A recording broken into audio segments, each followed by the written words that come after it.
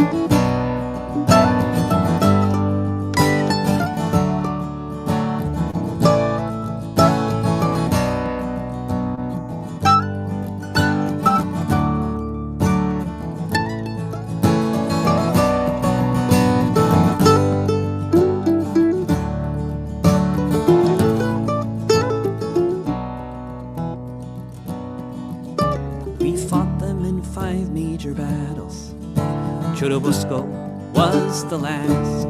Overwhelmed by the cannons from Boston, we fell after each mortar blast. Most of us died on that hillside in the service of the Mexican state. So far from our occupied homeland, we were heroes and victims of fate. From Dublin City to San Diego, we witnessed freedom denied. So we formed the St. Patrick Battalion, and we fought on the Mexican side. From Dublin City to San Diego, we witnessed freedom denied. So we formed the St. Patrick Battalion, and we fought on the Mexican side. We formed the St. Patrick Battalion, and we fought on the Mexican side.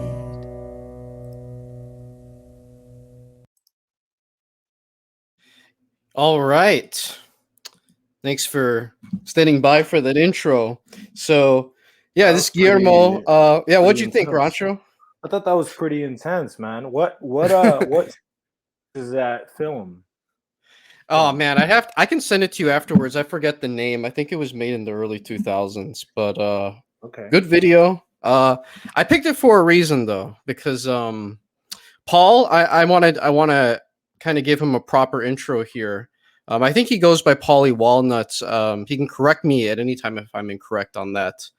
But Yeah, it's a reference to The Sopranos. right, I figured. Some of your audience will have figured that out, but Yeah. So I guess the reason why we're all here today is because essentially at some point I started interacting with you on Twitter. And then eventually, I guess you stumbled upon the video that we made responding to the Michael Jones and Jared Taylor debate. And then you basically said, hey, I'm a Catholic Christian white nationalist. I saw your podcast on this. I'd like to have a discussion about some of the topics you raised here and others that are relevant to your disagreement with white identity. So that's basically it. That's the introduction. Anything else, Paul, that you think people should know about you before we begin here, or anything that Rancho wants to ask? well, I mean, thanks for first of all, thanks for hosting me. Appreciate it, and as you said, actually a friend of mine, Catholic friend of mine, sent me the podcast. We're in our ongoing IRL dialogue. About these same topics, and I seemed that the position that I think that I take was not fairly represented either in the debate that you guys were covering, nor the the assessment you did afterwards. And I thought maybe you'd be interested in having a live item to examine and engage with. So that's my whole background to this. So, like I said, thanks for having me. First of all, Yeah. Anything you want to ask Rancho before we kind of like dive in here? Well, I guess we'll get to everything in el transcurso de la discusión as the discussion goes on. So let's just dive into it, I guess. What is or what are some of the issues or disagreement points in the discussion with that we had on the debate that you wanted to bring up? well, if you don't mind, I'll I guess differentiate myself with Jared Taylor and E. Michael Jones first, just because I feel like that might be the easier thing to get out of the way. So I do have respect, I must say, for both of them quite a lot, and I appreciate the contributions that both of them have made to what I believe is an ongoing discussion that is underappreciated and certainly um, far too important to continue not having. So I'll say that. But I think that you could probably guess where this is going. Jones does not fully appreciate the validity of white identity as a politically organizing principle, and Jared Taylor does not appreciate the mechanism of Jewish power in the entire discussion. So that's personally, I think that white as an identity is something that is a valid um, politically organizing principle, that it is something that um, produces a more cohesive and natural, with a capital N, form of statehood and nationhood than most other organizing principles, certainly the liberal organizing principle of constitutional involvement, and even other things that we might get into. And So then, hold of on, course, Paulie, real quickly. sure.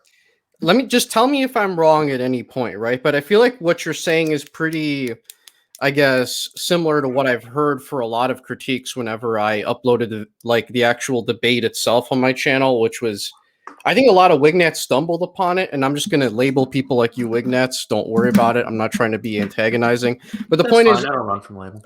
I feel like the overwhelming consensus, though, people more from your camp was like, E. Michael Jones was right about Jews, and Jared Taylor was right about race.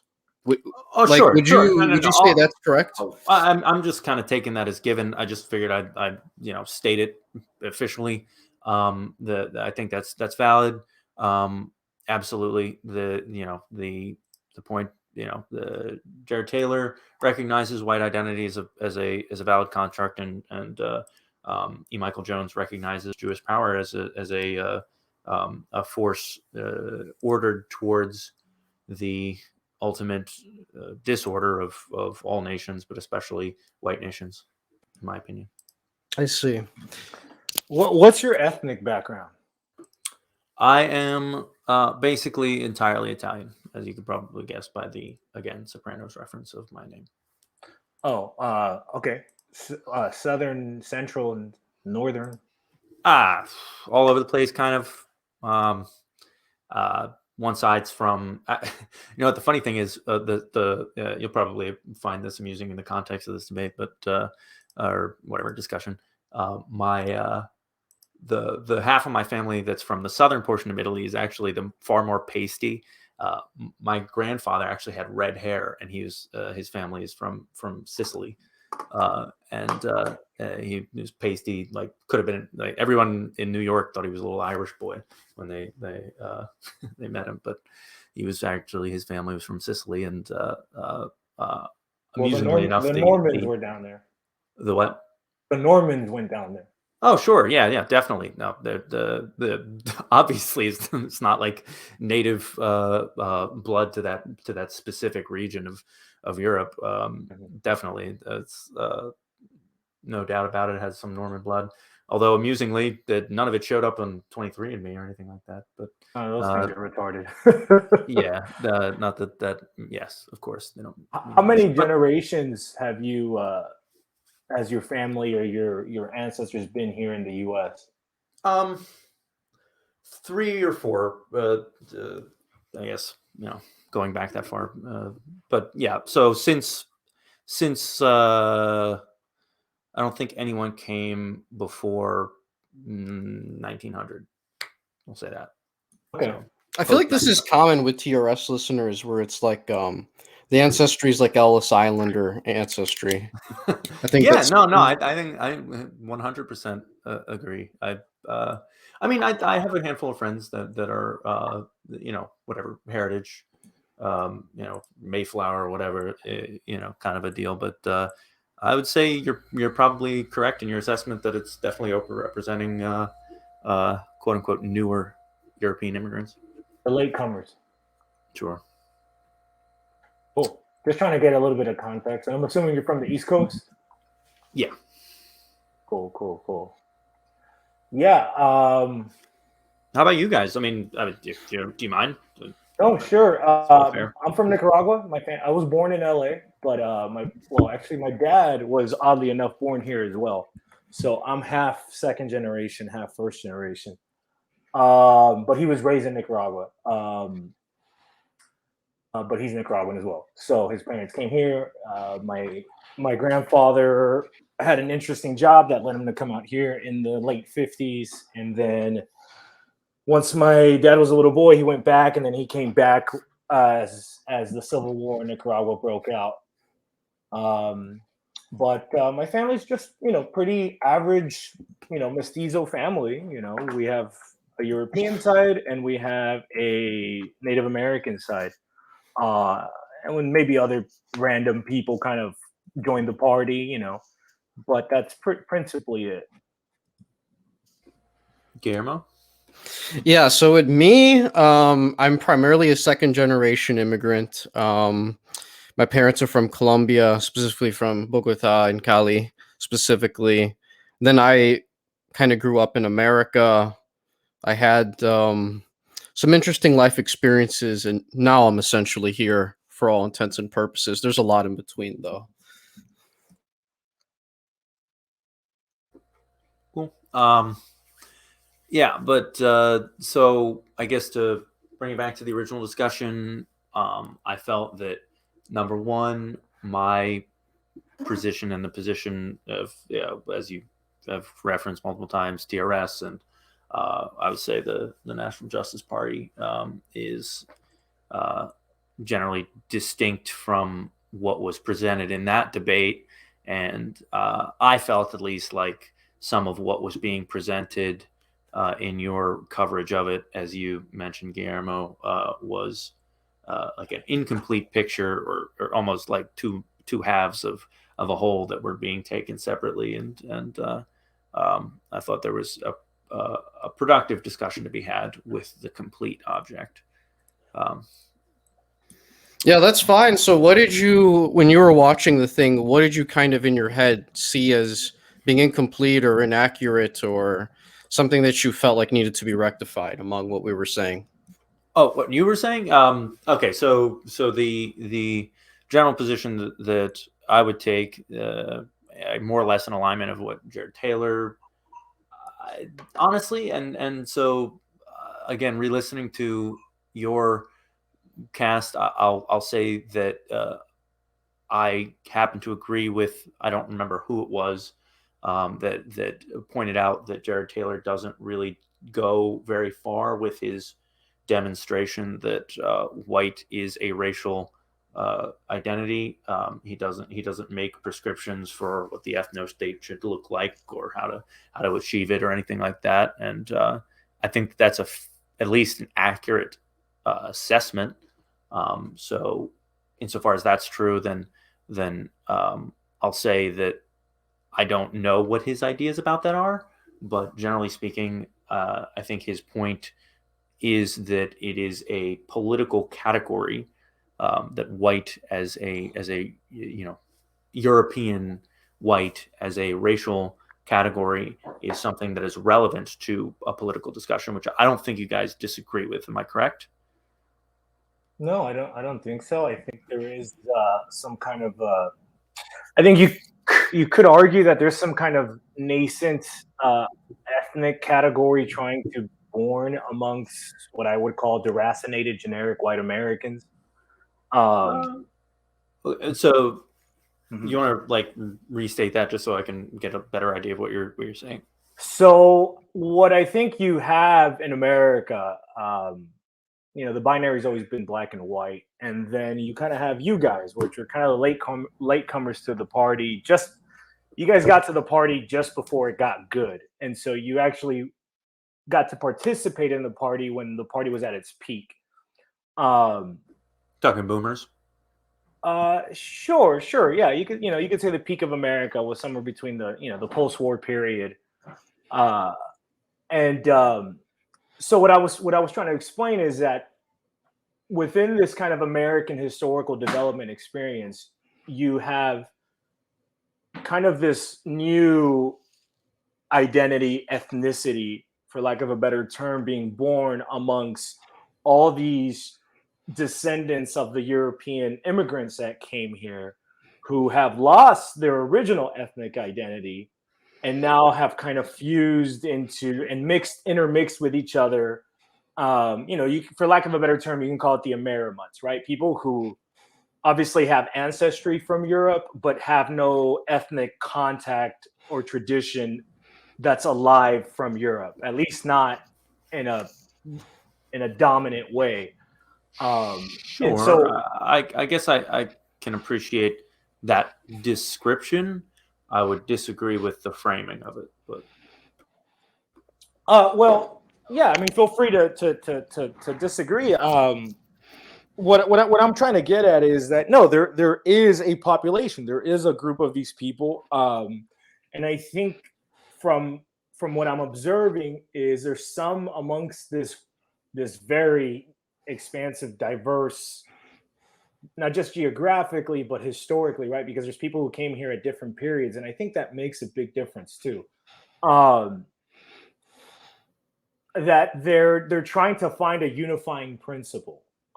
At least some people within that big group, and I think the principle that they're trying to kind of use as an umbrella is this concept of whiteness slash Europeanness. But even the term Europe is very ambiguous. For example, the ancient Greeks wouldn't have considered Scandinavia Europe, or even northern, the Germanic part of Europe today. They wouldn't have considered that Europe. They would have considered northern Africa Europe and the Levant Europe. Basically, the Mediterranean world was Europe to them. Sure, but maybe let me try and bring the discussion back on track a little bit here. Do you think that the people who are, broadly speaking, categorized as white within, let's just go with the United States here. Yeah. We're all inside the United States, right? So then, that's our current country of residence, the state, which we are at least subject to nominally. And we're all part of the culture, for better or worse. Yeah, well, I mean, as you point out, there's lots of different cultures, surely. Yeah. But anyway, the United States is white identity and people who are identified as white. Maybe you would disagree with those two things being interchangeable. I wouldn't, but are those two things relevant to political organizing and political discussion within the context of the United States? Do I think that they are? I personally, if I was part of that group, I would not want to fly that flag. I wouldn't use whiteness as a brand to kind of gather the troops around as a banner, because I mean, just from a real politic point of view, but even from beyond that, I just don't see how you can unite these groups who have very different historical development into this kind of monolithic whiteness. To be honest with you, I kind of see it as a baby step to kind of, we all have this meme of like the UN wants to just mix everybody into this kind of tan monolithic blob where nobody has any ethnic identity anymore. Everyone's just mixed into one thing. So if you don't mind, I'm maybe not as familiar with your content as you might be with where I come from. So when you say that we all have this meme, so are you saying that that's a future you resent, like, or you would not want to participate in the creation of? Okay. Just wanted to make that clear. Yeah. No, we understand that there's kind of like this quote unquote globalist force, and some people will point out a certain ethno-religious group who's involved. I like to add to that ethno-religious group another ethnicity that comes from the island of Britain that I think works hand in hand with that group. And kind of, there's offshoots all over the world of people who kind of follow that same ideology. Yeah, I would reject that. I'm not for that at all.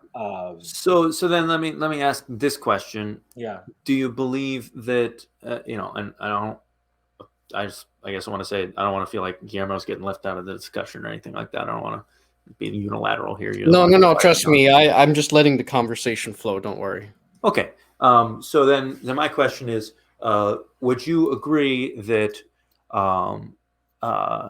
racial homogeneity is a, generally speaking, more natural and healthy state for a country or a nation to exist, as a describing category or a describing feature of it than otherwise, than racial heterogeneity? I kind of reject the concept of race, to be honest.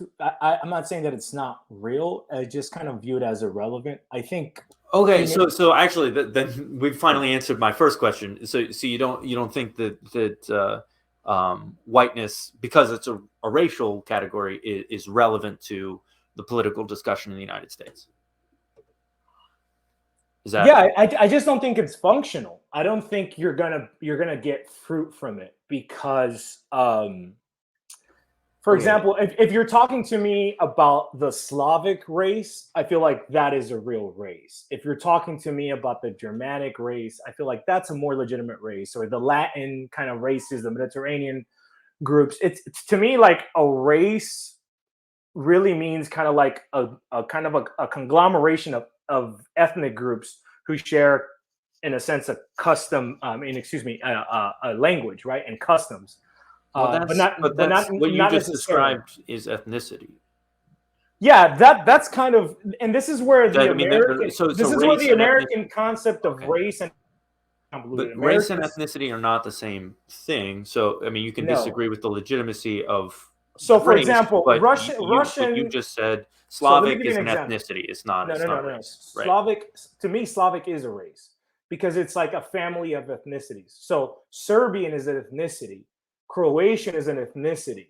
They're both part of what you might want to call the Slavic race. Now, I understand that in the American conceptualization of these words, that doesn't necessarily compute. But I think if you leave America, most of the world kind of does understand these things. Even when you I think, kind of historical figures who helped develop this kind of white racial ideology, and they talked about the races of Europe. I think they divided Europe into 3 or 4 main categories. I mean, sometimes they would divide entire countries into like several categories on Right, top of that. and each of these categories were different races. So the concept of race itself in America kind of means something that doesn't connect or compute to the rest of the world.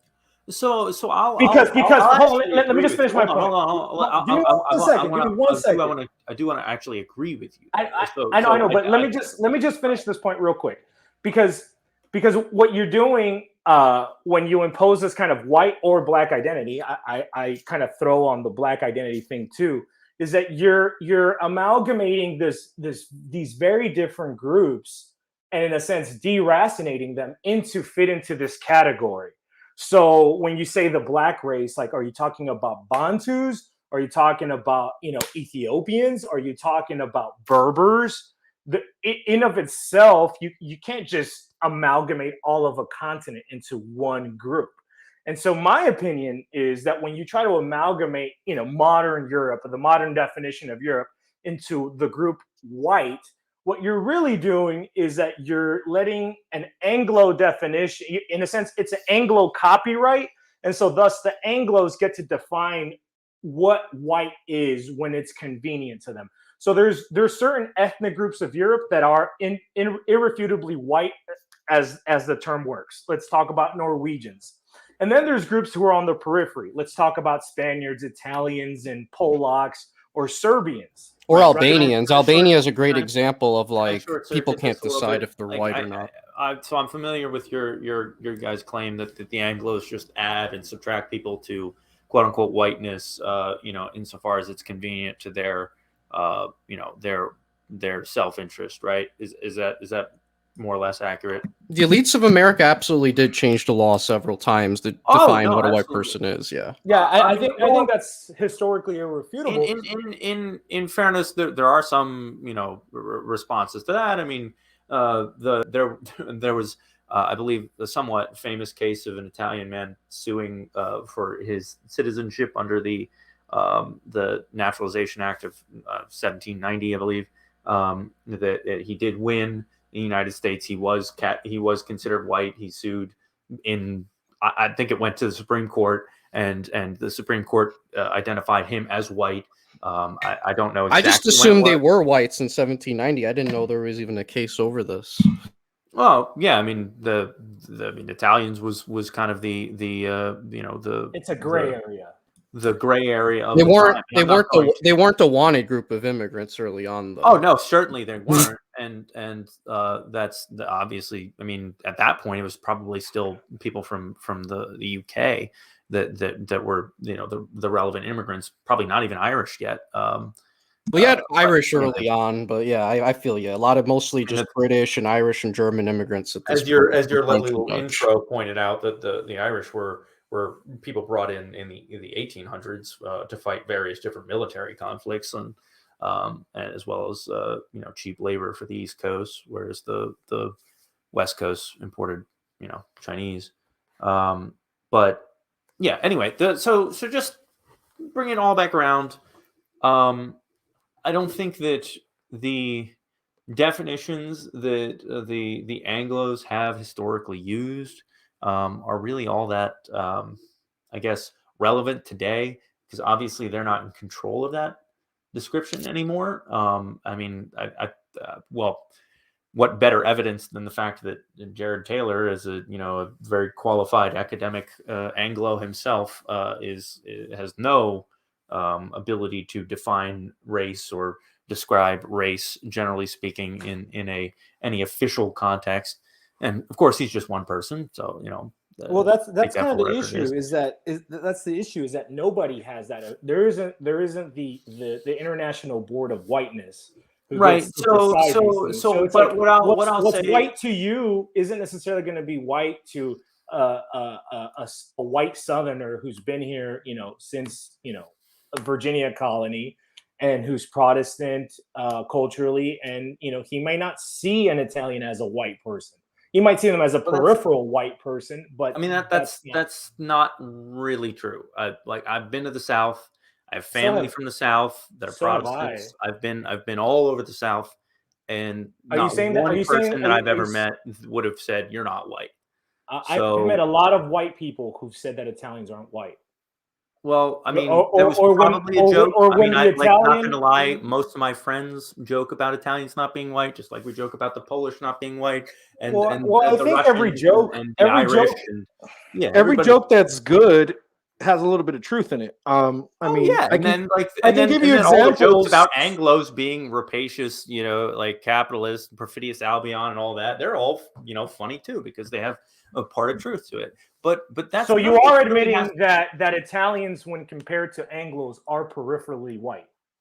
No, because I don't think that this racial category has this. So this is why I'm asking a specific question. Let me maybe rephrase it with a little bit more definition. In the United States today, does the category and identity of whiteness have relevance to political organizing? I'm not talking about 300 years ago. I'm not talking about 200 years ago. I would say it does, but I don't think it functions in service of these quote unquote white people. I don't think it serves. Not only that, but the American political system. Paul, real quickly, I would just say this too. Like, the American plurality, like, political system that we have is not a system I think the rest of the world looks at and wants to emulate. Like, I think they see a schizophrenic country. No, why the hell would they? I mean, I think this is horrible. I mean, the plurality of America has caused so much division and confusion and deracination that has led to the power of the neoliberal Jewish and used to be Anglo. I guess you guys still think that they are Anglo. I don't think that the Anglos as an ethnic group really have any power left. Jews certainly do. The elite Anglos. There's definitely rich Anglos still around. I'm not saying there aren't any rich Anglos, but as an ethnicity, they have no power to serve their interests. The Jews obviously have power to serve their racial and whatever ethnic, religious, ethno-religious, however you want to describe it.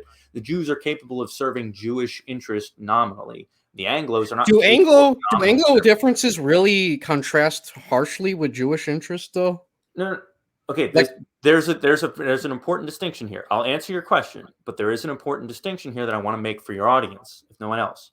What I'm saying is that Jews are capable of getting up in front of Congress and saying that we need to serve the interests of the Jews. We need to support Israel. We need to support BDS legislation. We need to support all of the Holocaust education and stuff like that. They are capable of standing in front of Congress, an institution of power, of corporate institutions, of banks, and saying we need to defend and serve the interests of Jews.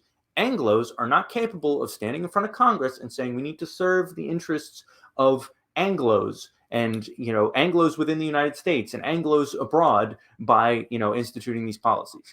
So whatever you think about whether there's rich ones, there's poor ones, whatever. Well, I would say the point is they can't stand in front of Congress and say I'm serving the interests of the Anglos. Well, they can't do that in front of Congress because Congress is theirs. It's like this. Well, that's a very silly point. I mean, the United States military, government, all these structures and institutions built around the United States de facto serve Anglo interests, even if you're a poor Anglo in the South. Do you think it was in Anglo's interest to import a bunch of like violent Muslims and Somalians and whatever to you think it's in the interest of the Anglos that London has a Muslim mayor and like is like basically 50% let alone non-white, not even, or sorry, let alone non-English, non-white. Well, I think what you're presuming, Arab, whatever, I think what you're presuming there is that doesn't serve their interests. I think that's a safe assumption. No. What you're presuming is that these elites are completely rational, that they do make decisions based on what's in the interest of our people as a collective. The sad part. All right, so no, hold on. Allow me to finish. I'm going to ask that we bring this back just to redefine. So the question was, but let me just finish my point. What the Anglos doing it's serving relevant. Anglo interests? You said it was. I'm saying it's not, and you're saying, well, they don't know what their interests are. Well, you gave me okay, but they do serve the Jewish interests. Hold That's on. my claim. Hold on, buddy. So let me finish my point, right? So you presume that the Anglo elite are completely rational and see themselves as a collective in a sense of stewards, right? Stewards over their lower class Anglos. The reality is that the elite Anglos do not see them. The elite Anglos see their peasant class as, in a sense, subhuman.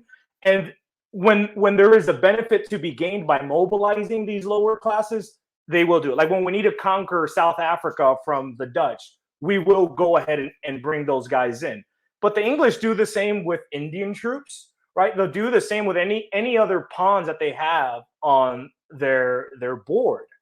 So back to your question about London, that, to me, that sounds like a consequence of bad decision making. That doesn't mean that when they were making those decisions, they weren't looking out for their interests. When they were invading and colonizing India or the Middle East to build the Suez Canal and all that stuff, that was in their interest. What you see today in London is simply a consequence of that, which they did not measure when they made those decisions.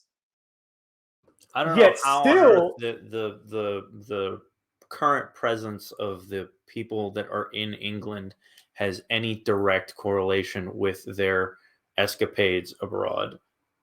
Well, I mean, I think that's a very difficult thing to demonstrate. Who are the Indians and Pakistanis?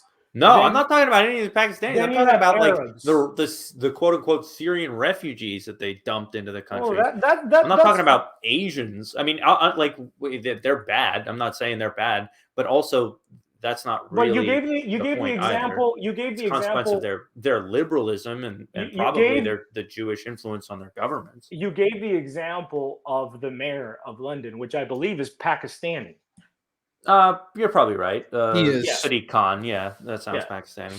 So again, to me, this is just a consequence of their decisions that they made. And when they made those decisions, they were doing it based in their interest. Now, if there's negative consequences to your decision that you didn't foresee, that's neither here nor there. No, there's no natural correlation between, we conquered this land to now, oh shit, like half of our capital city is full of these people. There's no natural consequence. You can go to a place and you can say, okay, we conquered you people, don't come back. Don't follow us. You wipe your feet at the door. Like, it's not that hard to just not have Pakistanis in London. Let me ask you this question. That isn't that difficult. I do want to make that point. Hold on, but the Pakistanis were brought in for literally cheap labor purposes. I disagree. And that is why they're there. They're minimum wage workers. They're not people that are ascending into the British government. And they had plenty of Polish. I think that's a bullshit. Slavs are actually ethnically cleansing British people in their country at a much higher rate than all of the non-whites that are there. But I'm glad we got to this subject. Do you care about the fact that, like, if you look at the immigration trends in the UK, that like Slavs are going to like literally replace Anglos? Like, does this bother you? The winds are back. Let the wind. Or as long as they're all white, that's cool. That's all you care about. So I think that's bad for your common. I'll give you an answer. I'll give you an answer. I'll answer that question directly. I don't. So I think that, first of all, I think that it would be unfortunate for the Anglo identity, the Anglo ethnicity to disappear from the earth. I assume they're good for something, but no. Good for scamming. I do appreciate the contributions of Anglos to literature and sometimes the philosophy. I disagree with most of it, but I do appreciate. I don't know about that. If you said Jaguars and Seville Row suits, I would have believed you. But you couldn't add philosophy. No, I mean, Land Rovers are cool. So Anglo skepticism is whatever. I'm not going to go down this road. This is like several hours of discussion. Yeah, but to answer Billy's the point is I think that to answer the broader question he didn't really ask, I think that generally speaking there should not be mass transfers of European ethnicities into other whatever European nations. Sure. So, no, I don't. Yeah. I don't like the idea of a bunch of Slavs, Poles, and Ukrainians or whatever, being imported to be the plumbers in England. I don't think that's a good thing for either the Slavs or the English. But it's good for wait. It's good for the Anglo elite who want to take advantage of cheap labor. Oh yeah, sure. I mean that's such a minimal. Hold on, that's such a minimal distinction between like the broader category of like these people that they've imported from Pakistan, and most recently all the rest of North Africa and South Africa and quote unquote Syria are significantly more damaging than anyone than the Slavs were. Like so I'll make that claim that if they had to import someone, which I don't think they do have to, but it's worse to import non-whites than it is to import whites. I don't think they should import whites. I don't think that they need to. I think that they are underserving and abusing their underclass, as you're making a claim. But the point that I would make is that this is probably more serving Jewish financial interests than it is the remnants of the Anglo aristocratic elite. And insofar as there are Anglos benefiting, they are caught up with a well-organized and well-established Jewish interest that simply uses whatever individuals it can find. So that's my claim and response. Would you care? Okay, first I'll come back to this point, but just to answer to the first point you brought up, have you ever heard of the concept the CIA used called blowback? Are you familiar with that concept? Probably not. So just assume I'm not. So blowback came onto the scene as a concept during the Bush era, where the CIA basically said, well, the reason why these Muslims are going crazy and bombing our embassies and stuff is because we go and we mess with their countries. This is the blowback of Seems like a reasonable concept. So that's the same concept of Pakistanis being all over London. This is the blowback. How the fuck does that make any? I'm sorry.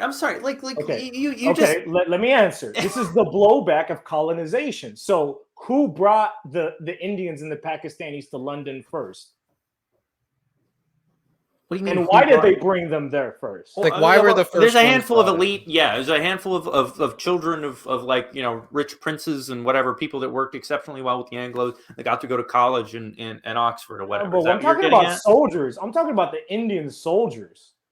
I mean, the Anglos used these soldiers for their wars in South Africa and in continental Europe. Why did they have to? Okay, fine. Why? Because they wanted to win the war. We're talking about 1890. But it's relevant. You see, the thing is, like, you can't just draw a line on the clock and say anything that happened before this is irrelevant to today. No, because the past produces the present. So if we want to understand the present, we have to understand the past. And the past was that the English aristocrats engaged in a campaign of imperialism and empire building throughout the world, that they didn't have the manpower and whatever national will to maintain, and in some ways they are receiving the consequences of their own decadence as developed by the material benefit of having had that empire. Correct. which they're losing. Correct. But currently, today, they are not a power. That's what I'm saying. I wouldn't necessarily. I mean, I think there are Anglos that have power. but they as a group, like the English Empire, the United Kingdom, the Queen, the Crown of England does not have power in the world today. The city of ADL, London does. the World city Jewish of London Congress, does. has far more power than the Look, the Crown of England. There's 14 million Jews in the world. There's more people in LA County than there are Jews in the world. And yet the whole world bends around what their interests are far more than it does current Anglos. But you know what you're overlooking when you make that statement? Wait, no, hold on. You can answer that. You can say that, whatever. Is that correct? It's incorrect. It's incorrect. And I'm telling you why. Because when you're trying to assess this problem, you're ignoring the most important element to it. That world Jewry would be completely irrelevant if it wasn't for the Balfour Declaration, if it wasn't for the English who gave them Israel. I mean, no, you see what I'm saying? You want to draw a line on the clock and say, don't look past this line. So why are there give me a second. Why are there Syrians in Europe? Well, because Israel wanted to topple the A.S.S. Correct? But why does Israel exist? There's not that many Syrians in Europe. But you're the one who said Syrians, sir. I said quote unquote Syrian refugees. Those are all the people that came to Europe under I am Syrian refugee. Yes, from freaking Somalia or wherever the heck else. The more refugees, more Syrian refugees have entered Europe than have ever been a citizen of Syria in its entire history. We shouldn't ignore that the state of Israel is an imperial outcropping of England. We should not ignore that. But if you ignore that fact of history, you will not be able to assess the problem correctly. You're going to put the blame on these 14 million. That's just, if you look How did they come into power when they had no power? All of a sudden, the switch turned on and Jews have power. Who set them up to have power? So who set them up? Who created the city of London? Who created the back of England? The statement that who put a gun to Cromwell's head? All right, calm down there, buddy. Just listen. Let me answer this question. The Anglos have participated in. All right. Answer this question. Who put a gun to Cromwell's head and said, "Let the Jews in and let's partner with them to take down the Spanish Empire"? Who put a gun to his head to do that? This isn't completely relevant. Because who put a gun to anyone's head who said they were going to partner with anyone? We're not the ones blaming Jews for everything, though. That's the thing. It's you're blaming Jews for everything, but Jews. Did I say I blame Jews for everything? I said Jews have power today. No, I said Jews have power to. Then maybe it's time that I clarify my position. How about that? Sure. Jews have power today. They are the only. I guess they are an ethnicity which is capable of wielding its interests through its many connections and good Shabbos Goyim, many of whom are Anglos, surely throughout the world, to serve the elite Jews' perception of their ethnic interests. Sure. I would argue that generally speaking, they probably do a good job of serving their ethnic interests at the expense of all peoples, but specifically white North American, United States, or white Americans, as in from the United States. That is my position. That today, especially since the Immigration Act 1965 or whatever it was, is the Jewish elites throughout the world have been capable of wielding their interests at the expense of white people, especially white North Americans, of all people, especially white North Americans. This is my position. Let me read a quote to you and tell me if you disagree or agree with this quote. This is from Corneliu Zelia Codrianu. He said, oh boy. He said, a country has the Jews it deserves. Just as mosquitoes can thrive and settle only in swamps, likewise, the former can only thrive in the swamps of our sins. What would you say to that quote?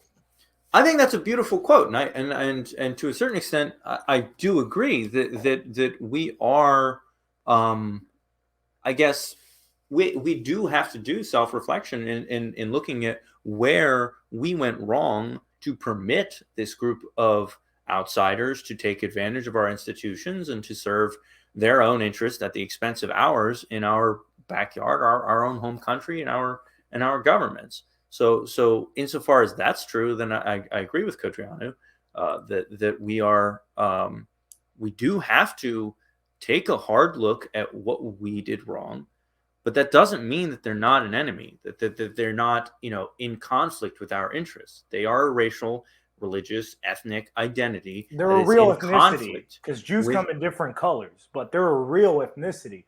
White is not a real ethnicity. But it's like, I mean, I guess there's probably a handful of Sephardics that are in power. Mostly it's the Ashkenazi. But they're the majority of them. Yeah, I guess that's probably true. But there's no Mizrahi running shit in the United States. So well, to be fair, there were actual Middle Eastern Jews that were in America and were considered whites in 1790. Are you familiar with the Sassoon family? Saban, the Sassoons were from whatever. We're getting like so far afield. The point is, they have power today. They serve their interests today at the expense of people who are classified and identified and self-identify most of the time, with a vast majority, super majority of the time, as white. Yeah, that is my statement. But Paul, real quick, I would agree. I might agree with your statement. I'm not saying I necessarily disagree, but I would like to add that the reason why this happens is because white is not an ethnicity, and therefore this group of people who you call white people don't operate like an ethnicity. So they can't combat this because they're trying to. You are forcing them into a quote unquote racial category, which has no relevance. Okay, so the ground. To your point, because humanity. Hold on, give me a second. All right, hold on. I'm gonna try and agree with you if you let me for 5 seconds here. Sure. There is a truth to the statement that there is something uniquely. I guess I would say it's relevant. You're saying it's just a unique version of whiteness in the United States. I'm saying there is something uniquely relevant about European white identity within the United States because of how heterogeneous it was with respect to distinct white ethnic identities. Well, I'd like to reconnect. So, are you familiar with the term ethnogenesis? That's all I wanted to get to. Of course, ethnogenesis. Okay. Of course. So, what I claim, and most people, once they get to this point in the discussion, would acknowledge that in the North American continent there is some version of ethnogenesis, partaking, as you say, is all these white ethnicities are mixing together, and there's half Polacks, half Italians, half Irish, like people sometimes mix with Anglos and Germans and all together. And nice big cause, well. Not that many blacks. There's even statistics on it, but sure, you want to throw them in there just to like try and undermine it. Yes, technically there would probably ultimately be like a very small percentage of black within the American white identity that probably on average maybe 1% in comparison to Europe. Technically, that's probably going to be true. Sure. I actually, it's a funny thing. I know a guy who is I've known two blacks that are big fans of TRS. One guy was only a quarter black, and another guy was like basically like full black, like he was dark, like and TRS fan all the way. Isn't most of TRS fans mestizos? Yeah, basically. That's not true. I've met quite a few of them. That's what I've heard. Most of them. But that's okay. I've heard. But back to the concept of back to the point of white ethnogenesis. They're probably underrepresented, honestly. But whatever. Back to the point of white ethnogenesis. I do grant that. That's what I started my whole discussion with you about. And saying that there is this kind of nascent. Maybe I didn't use the word ethnogenesis, but that is what it is. In a sense, this in the United States. Yes, this demographic of people can, if they choose, or if they develop the leadership to kind of pasture the sheep, they can create this kind of neo-ethnicity that, for lack of a better term, let's just call them Amerimans, because I think we all understand what that means. Sure. I If you want to use that term, that's fine. I'm not trying to be. So my claim is that I hope that I am a member and a participant in the beginning of that phenomena. I will acknowledge that it's new. It's definitely new, but this is what I would claim is the beginning of the phenomena of North American white racial consciousness and the development of a cohesive ethnic, cultural, and probably not religious, at least not for some time. I'd like it to become Catholic, but I am willing to obviously acknowledge that that's not an immediate actionable goal. But the broader point being that there is a new ethnicity which is emergent, especially on the North American continent. I think it will become increasingly relevant in Europe, as there is what I've already acknowledged is a bad thing of mass transfer of people for employment and whatever else across nations. Let's expand on that a little bit, because it actually connects to a point that you brought up about Poles in England. We would not like to see the stock Anglo, who's a product of Normans and Celts and Germanics and all the ethnogenesis that made the Anglo of today. We would not like to see him replaced with Poles, right? Yet the white American / Amerimut is a replacement of the founding stock of Anglo-Americans, who the country was made for, right? The country always allowed Germans. So here's where I turn into a very self-interested person. I believe that I am a member of the new identity. I'm obviously not a member of the quote-unquote heritage Anglo identity of America. Yeah. So I see no reason why I should be allegiant to it. So have no allegiance to it. That's very revealing, because you already pointed out that most TRS fans are new immigrants anyway. But this is why again I said I wouldn't, if I was born half Irish, half Italian on the East Coast, I would not want to use white as the brand, because if you did, well, here we kind of come into these conflicts that you're pointing out, where it's like, well, we're replacing who the country was actually built for. And what happened to this white identity bridging us together? Yeah, if it was real, how can I replace? An unreasonable assessment of like, it's like, okay, well, you're the one making the claim that we should go all the way back to, which hominoid, owned the first rock that he should have bequeathed to his grandson instead of being taken by some other one. There's no. Well, can we apply that? Hold on. Well, can't we apply that same principle to the island of Britain today? So I believe that when it comes to Nigerians and Pakistanis and Polish, I mean, they're replacing the. Well, so my claim is not that this is a, I guess, a racial struggle over land, because I don't think that if it were like a war over land, then I think in some ways it would be more justifiable. I'd probably still feel inclined to side with the existing Anglos to defend their homeland, if for no other reason than I realize that it will disadvantage the working class and non-elites among them more than the elites themselves. But I don't think that this is being done in service of them. The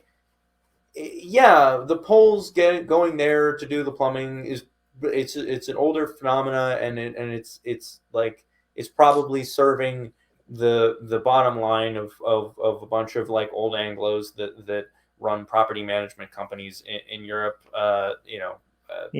But the racial heterogeneity of England and London specifically is serving Jews. This is my claim. This is where I'll bring in the kind of maybe tired at this point, but I think still valid TRS line of Jews thrive in heterogeneous cultures because when everyone's fighting each other, no one's looking at them. And they always prefer heterogeneous societies except for Israel. And they, generally speaking, pretty much universally promote heterogeneous societies, especially in the 20th century, wherever they are, with the exception of Israel. I don't think you can, personally, I believe you cannot divorce Judaism from Anglo-Americanism. I think those things are insofar as, sure, without the English Empire and the American Empire, Jews wouldn't have had as much power as they do now. Sure, if you want to make that claim, they would have no power. But they would have taken over. My claim is they would have worked to take over whatever other powers there were at the time. They couldn't have done it with the Spanish Empire because there was an Inquisition that stayed on top of them. You literally weren't allowed to be a Jew. Except for what was the result of that is a freaking Jews as a religion recognize the illegitimacy of baptism, whereas they used to believe that if you were baptized, then you were you could no longer be considered a Jew. And then after the Inquisition, all of a sudden, well, technically baptism is fine if you cross your fingers behind your back or whatever. So what that resulted in is a bunch of Jews that call themselves Catholics, that profess the faith, and heck, might even believe the faith, but are still accepted within their ethnic and religious communities, and therefore still swayed by those interests. But yet they never wait. But yet they never were able to get power. Well, under that, I mean, they were never able. Like, no, that's not true. I mean, what powers did Jews have under the Spanish Catholic Empire? Okay, Okay, let me give you an example here. Do you know the logo of Yale University? Do you know what it looks like? Actually, no, I have no idea what it looks like. It's an open Bible with Hebrew letters. They didn't use Latin. Not surprising. They used Hebrew. This is from 1701 when Yale. Sure, the Protestants don't believe that any of the books that weren't written in Hebrew are legitimate books of the Bible, so that kind of makes sense. Well, and that's kind of what I mean, that you cannot divorce Judaism from Anglo-Americanism. So you can't divorce Judaism from Calvinism. I would say that's probably a more fair statement. And insofar as Calvinism is a big influence on Anglo-Americanism, I can see your claim here. And that's my point. So what you're trying to do is you're trying to cut Judaism from Anglo-Americanism, but Anglo-Americanism itself is a product. Well, I think Judaism used Anglo-Americanism. They abused it. They hollowed it out. And now they're tossing it aside in favor of their progressive neoliberalism. The next host. Well, the next host is neoliberalism, which is a totally evil host and should be brought down and targeted with the full force of everything that anyone who disagrees with it can muster. So the previous host who gave life and contained the virus and spread the virus. Now that Calvinism, no, I don't think that should be harbored. Anglo-Americanism or the Calvinism. English people, the Anglos, many of whom were Catholic, the working class anyway, were Catholic. No, I don't think that they should throw them under the bus. Catholicism stopped in England by the time of Elizabeth. After that, it went underground. There's plenty of working class. I guess you had the Glorious Revolution, but even then, the last Catholic revolt in England, I believe, was during the time of James. Okay, whatever. All I'm saying is the Anglo elites should be hung for their crimes. They were hung for their crimes. They don't exist anymore. They don't have power.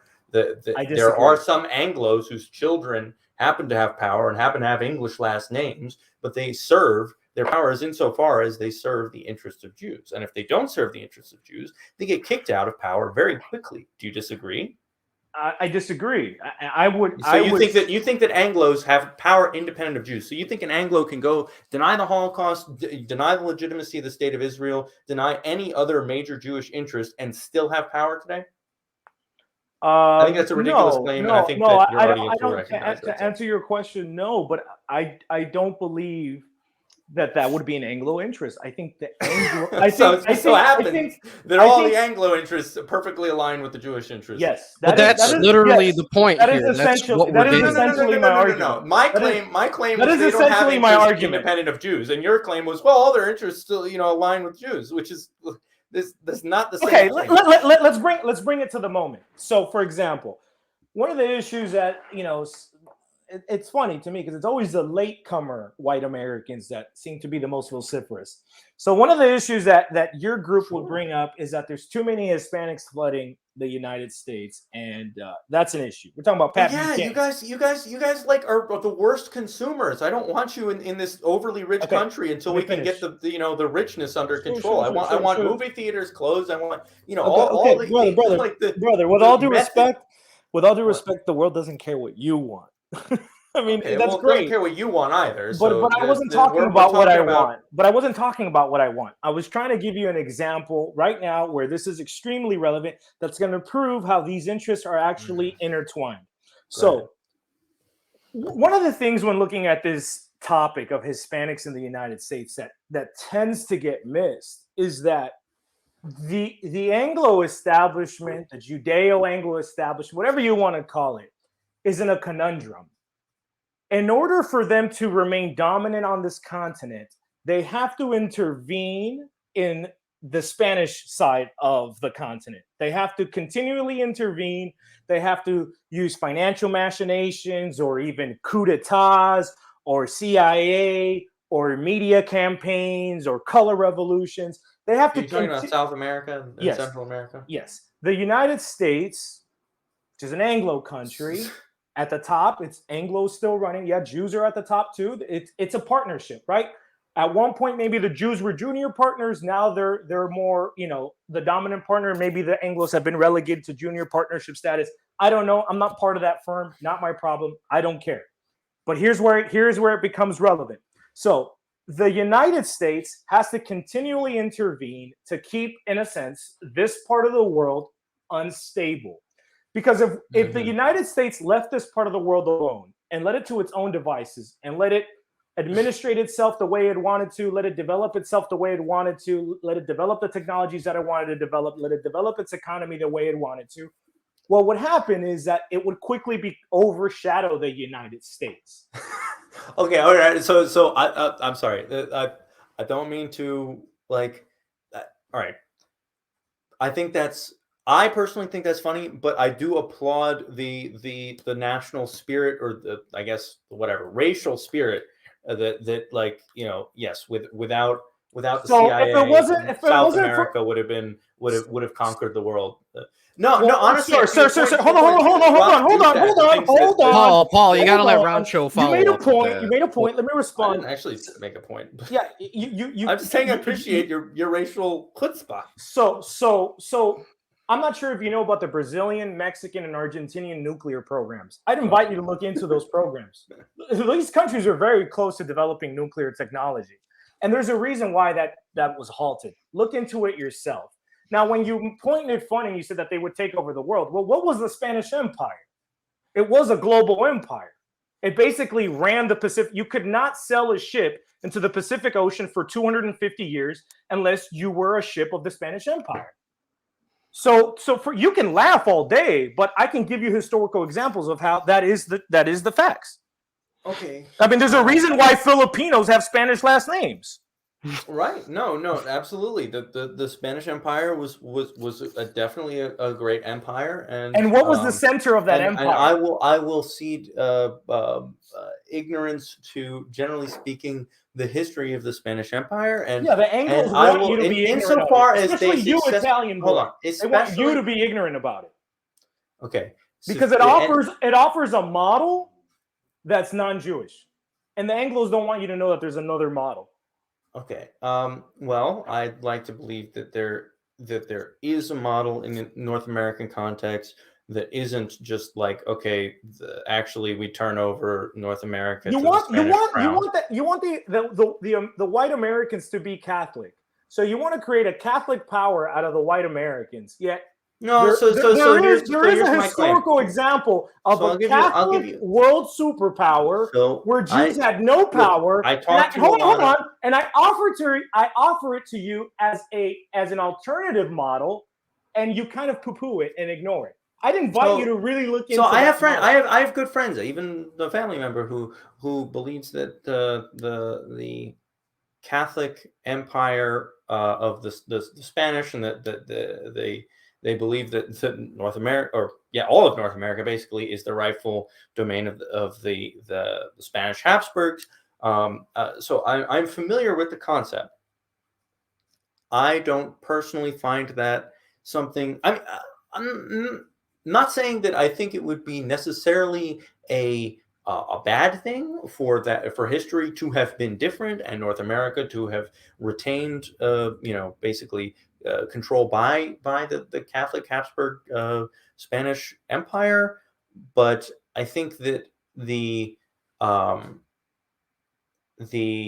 reality moving forward of America today is that, well, I guess the world today, Spain does not have the wherewithal to regain that, even if it were going to be better, which I'm not so sure that it is.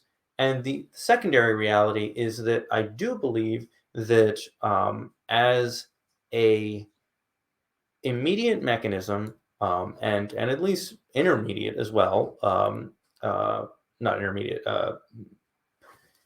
moderate term mechanism for responding to neoliberal, insofar as that's Anglo, sure, you can hear Anglo if you want to, and Jewish power.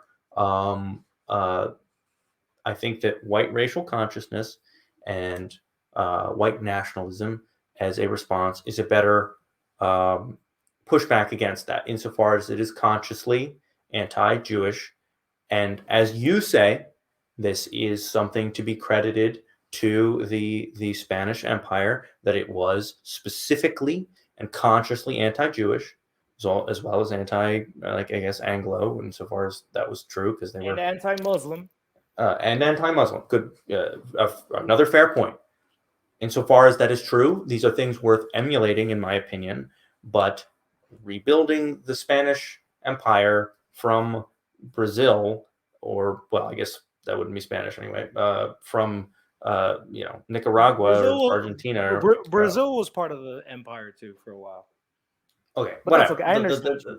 The rebuilding the Spanish Habsburgs Empire is not a realistic goal. The organization of a white state on the North American continent, in my opinion, you can disagree, is a more realistic goal. And to respond to the second part of your claim, that this is something that's Catholic, therefore I should want more than something that's not Catholic, my personal belief is that a state is better organized on racial grounds than religious grounds. And I understand your claim about the fact that it was Catholic meant it was exclusive of Jews. Can you give me a historical example of a state built in race and not ethnicity that functioned and flourished?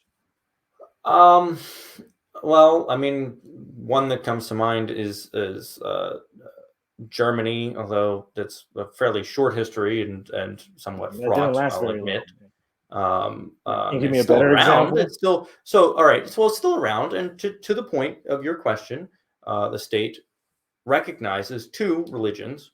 The state of Germany, historically and currently, recognizes only two religions, or only two state-sanctioned religions. That is Lutheran Germany is a Christianity and Lutheran and Catholicism. Sure, it's been a conquered country, but can you give me another example? Because usually great big empires that are fundamental to world history, that have these gigantic consequences in world history, tend not to follow that pattern, which you can't give. They're religiously homogenous. You're saying they're ethnically homogenous. Yes.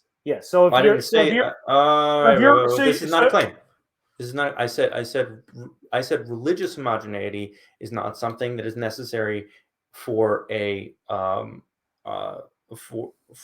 that is a secondary necessity to the organization of a state. But you can't give me a historical example of religiously heterogeneous states. No, of states that put race, quote unquote, before religion. Well, I think I already gave you. That's a terrible example. That's an example of why we shouldn't do that. I don't really see why, but because every German woman got raped. by someone from a stronger multi-ethnic and multiracial empire, I should add.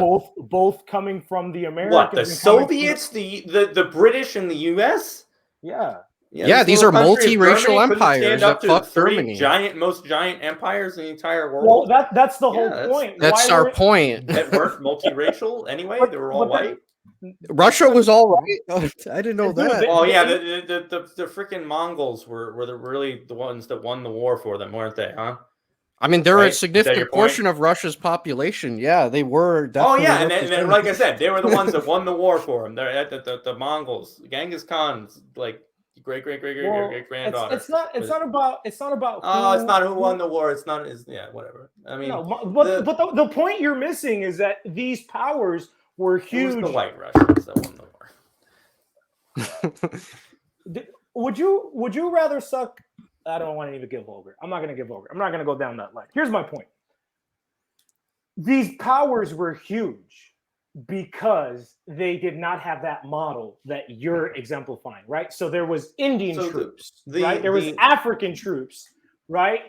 Did all these people have the same religion?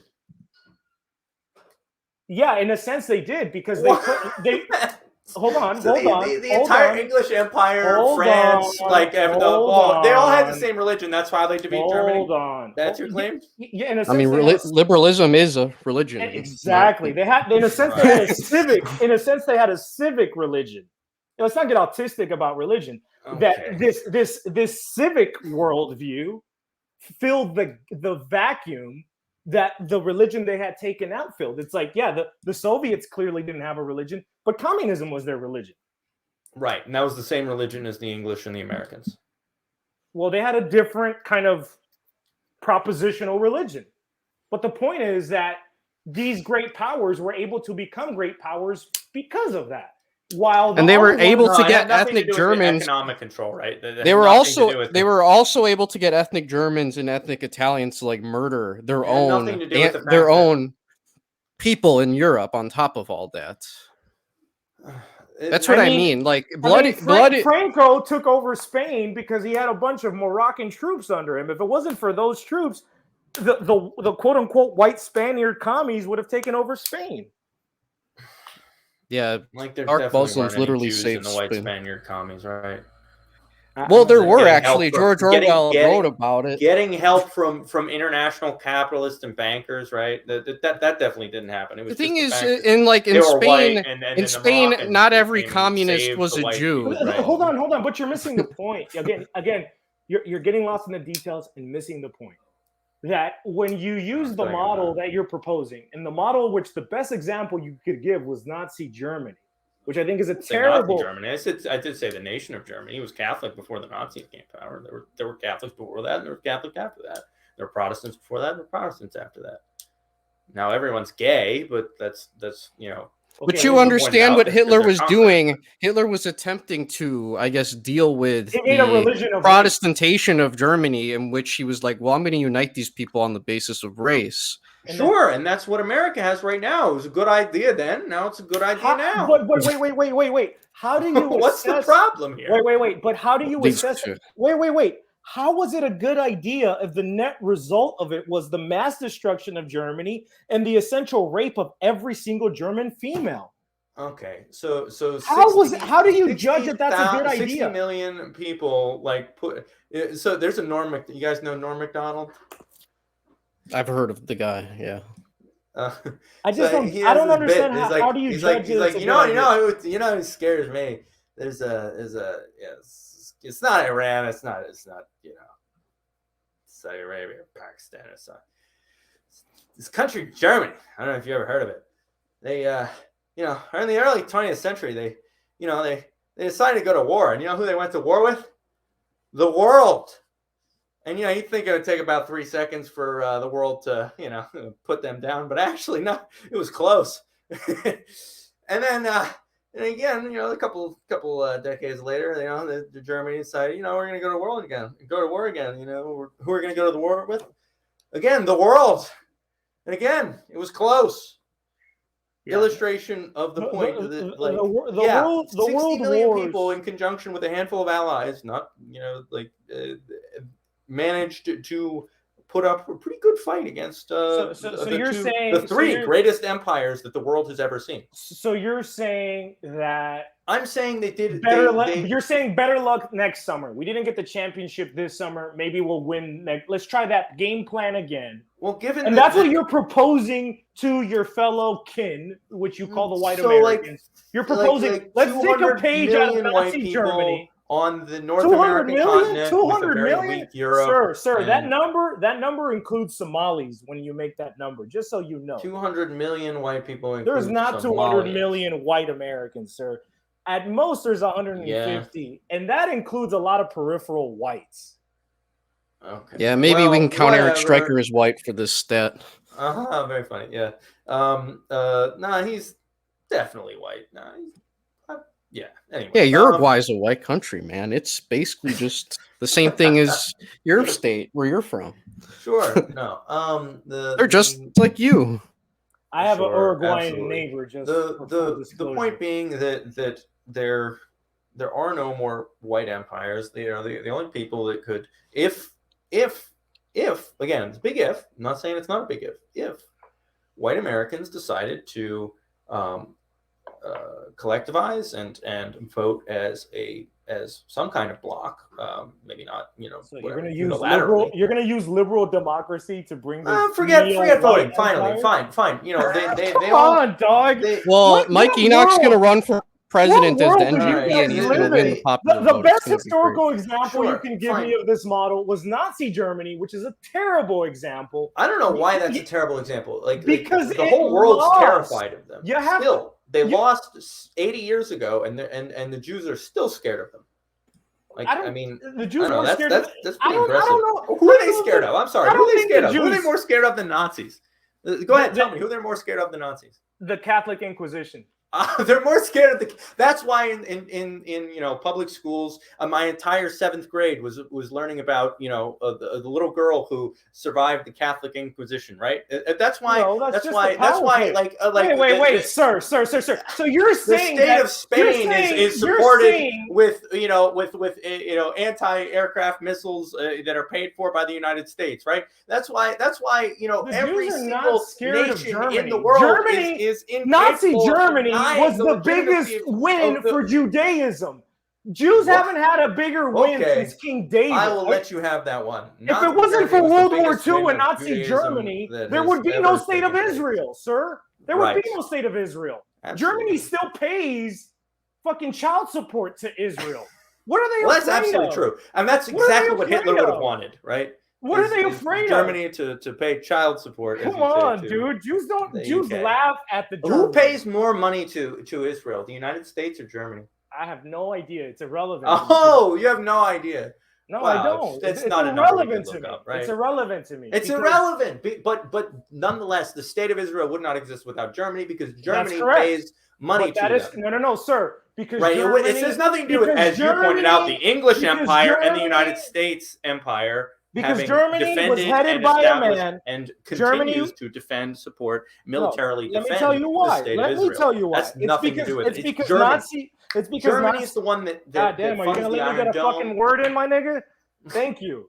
It's because Germany was headed by a man who walked right into a trap and did exactly what this is exactly what the Jews wanted him to do. That's absolutely. It. Yes. Absolutely. Oh. That's beautiful. I mean, he might as well have gotten instructions from them.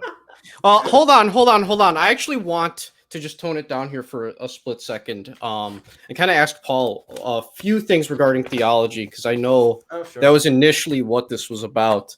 So, as you know, a big thing regarding the concentration camps in Germany during World War II and in Eastern Europe, like a big controversy of all of this going on, was the fact that you had like ethnic Jews who were like, considered to be, under the Nuremberg laws, they're Jewish, but, culturally speaking, they had been completely, absorbed into either the Catholic German society or Protestant German society. And my question is, like, do you think that was a smart thing to do, to throw a bunch of people that were just barely racially Jews into a camp, even though like they weren't culturally about Judaism at all? I think that, as you can hopefully acknowledge, a lot of the events of World War II have been turned into propaganda. There were a lot of people, a lot of Catholics, a lot of Jews, a whole lot of Jews, a lot of homosexuals, a lot of communists that were put in various different camps and, imprisoned, and lots of them shot by National Socialists and the Nazis throughout the war. I think that probably the largest number of Catholics that were put in prison weren't Jews. They were Polish nationalists that resented the Nazi occupation of Poland. Were they white? Were they white? Yeah, sure, absolutely. Were they white according to the Nazis? I don't know if they probably weren't considered German according to the Nazis, and I wouldn't consider them German either. So I don't know if that answers your question. But them being right next to Germany and being, for all intents and purposes, a fair-skinned people was not good enough to save them. Okay, the Italians were definitely, they probably considered, just as not German as the any of the other Slavs, especially not other Slavs, any of the Slavs, especially Poles. So, I mean, I don't know what your point is. Doesn't mean that they can't be allies. Doesn't mean that they didn't think that they had a common purpose against the Jews. Didn't think that I'm pretty sure that the National Socialists wouldn't have considered Jews more white or German than they would have Poles. So I'll say that. I wanted to ask you this real quickly, just because I know that what you listen to with the whole, I guess with the stuff Mike Enoch does, I know he likes to talk about the camps, right? He likes to read excerpts from there and try and debunk what supposedly he claims did not happen. I'm curious, do you think Mike would get interesting reactions if he were to read testimonies of actual Polish saints that were martyred at these camps? So didn't Mike marry a Jewish woman? Well, yeah, Jews are white. Nobody thinks they're not white in real life. He's now married to a Catholic girl, so that's whatever that's worth. Aren't Catholics against divorce? Well, not if it's not a valid marriage. But the tell Jesus that when you go upstairs. Well, you think it was a valid marriage? You think they got married in a Catholic church? I don't think Jesus cares what church you got into. That was your wife, bro. That was your wife. They probably got married at the synagogue, to be quite honest with you. Probably. What is it that the Jews scream? And I'm pretty sure that wouldn't have been a valid marriage then. I don't know. I mean, both of you guys are Catholic, right? I'm actually Orthodox, but yeah, I'm Catholic. Wait, what? I'm Orthodox, but I'm actually Catholic as well. What does that mean? Well, I mean, I'm Catholic by default because I'm Hispanic, but the church jurisdiction that I'm a part of is an Orthodox church. What do you mean the church jurisdiction? Well, I'm not sure if you know how the churches work, but in a sense, these are two different administrations of the same church. Are you in the United States, right? You reside in the United States. Yeah, and I attend an Orthodox church. Yeah, but there's a geographical Catholic parish that you're presumably supposed to be a part of if you claim to be Catholic. Yeah, no, that doesn't exist here. What do you mean? Okay. There's nowhere in the United States, I know this for a fact, that there is no Catholic parish that is technically... Well, I'm sure there's a Catholic parish here, but if you go to it, it probably will resemble an evangelical church, not a Catholic church.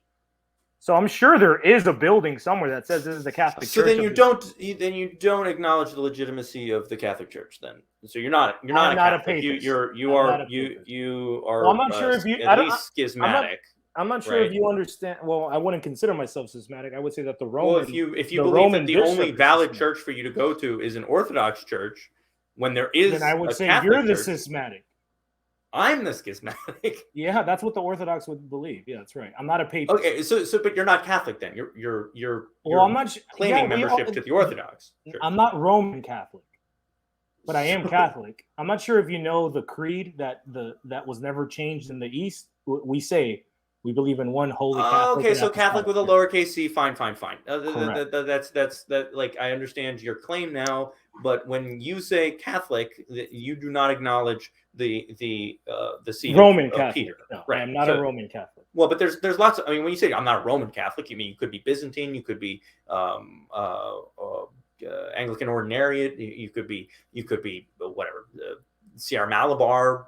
That they're not all Roman Catholic that are in communion with Rome. Oh, but you are a member of. I didn't know how that works. No, I'm a member of an Orthodox church.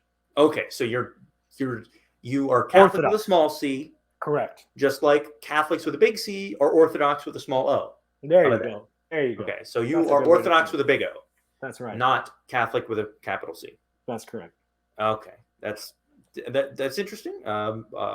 I've never met a Hispanic that attends Catholic or Orthodox divine liturgy. There's a lot of Hispanics out here that go to Orthodox churches. That's amusing. It's kind of a new phenomenon. Think about it. If you're a Hispanic cultural Catholic trying to reconnect to the Catholic Church, generally speaking, in my experience, they lose their Catholic identity pretty fast after coming to the U.S. Oh yeah, that's what the U.S. does to you. But my point is, absolutely. I wanted to stop doing that to people. Yeah, if after that process you want to reconnect with the church, and so you go to your local church, and hey, it's a freaking evangelical church.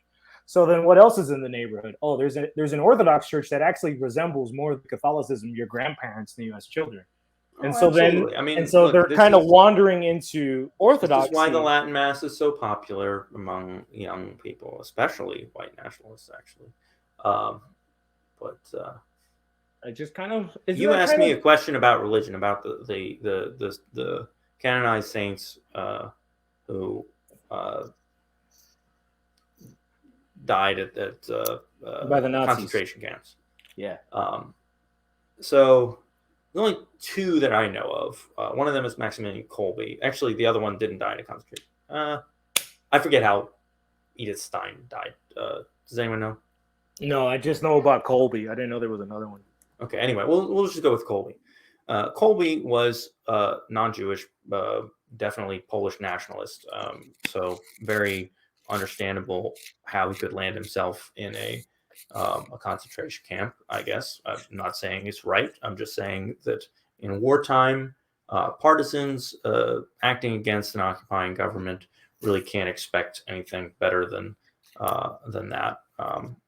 And that being said, he was still called anti-Semitic after his death, and there were a bunch of Jews that objected to his canonization on the grounds that he was too harsh towards Jewish communists.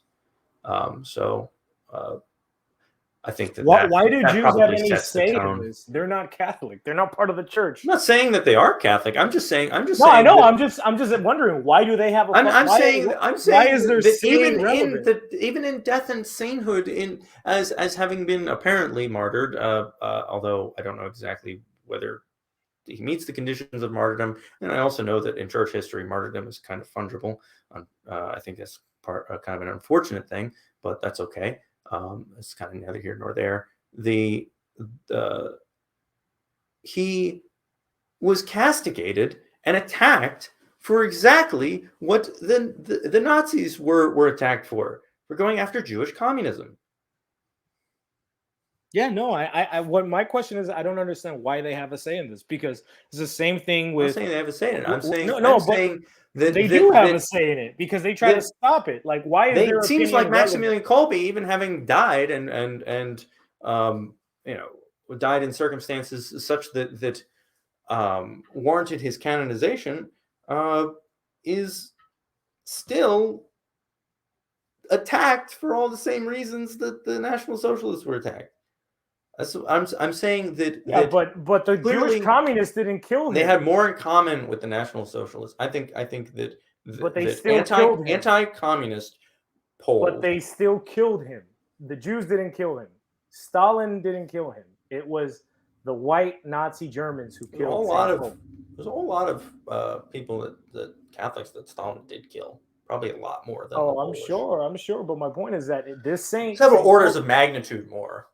Do you think that maybe there's something that should be looked into there?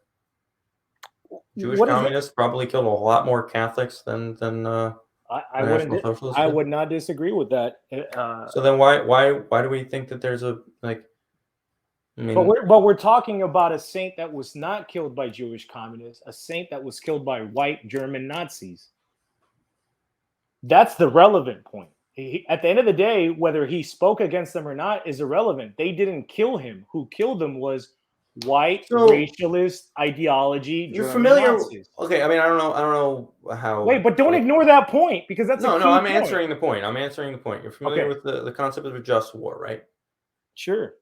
So the Catholic Church, anyway, teaches that it's possible for there to be a just war, even on both sides. That it's possible for two Catholic nations to both have just means to go to war or just cause to go to war with each other. So you're saying that the German Nazis were just in killing St. Colby? I don't have the spiritual or emotional authority to answer that question. I'm just saying it's possible. I'm not. Tell that to your priest. I've had that conversation about Maximilian Kolbe with a priest, and he said that the Germans justifiably killed St. Colby because of the just war dogma of the Roman Catholic Church. I'm saying that's what he said. What did he say? What was the conclusion of that conversation? It was not that this is demonstrable proof that there's no legitimacy to the National Socialist cause. And I wouldn't necessarily argue that. I wouldn't necessarily argue. I'm not debating National Socialism. Okay, then that's fine. And then I've given you my answer. I think that it's perfectly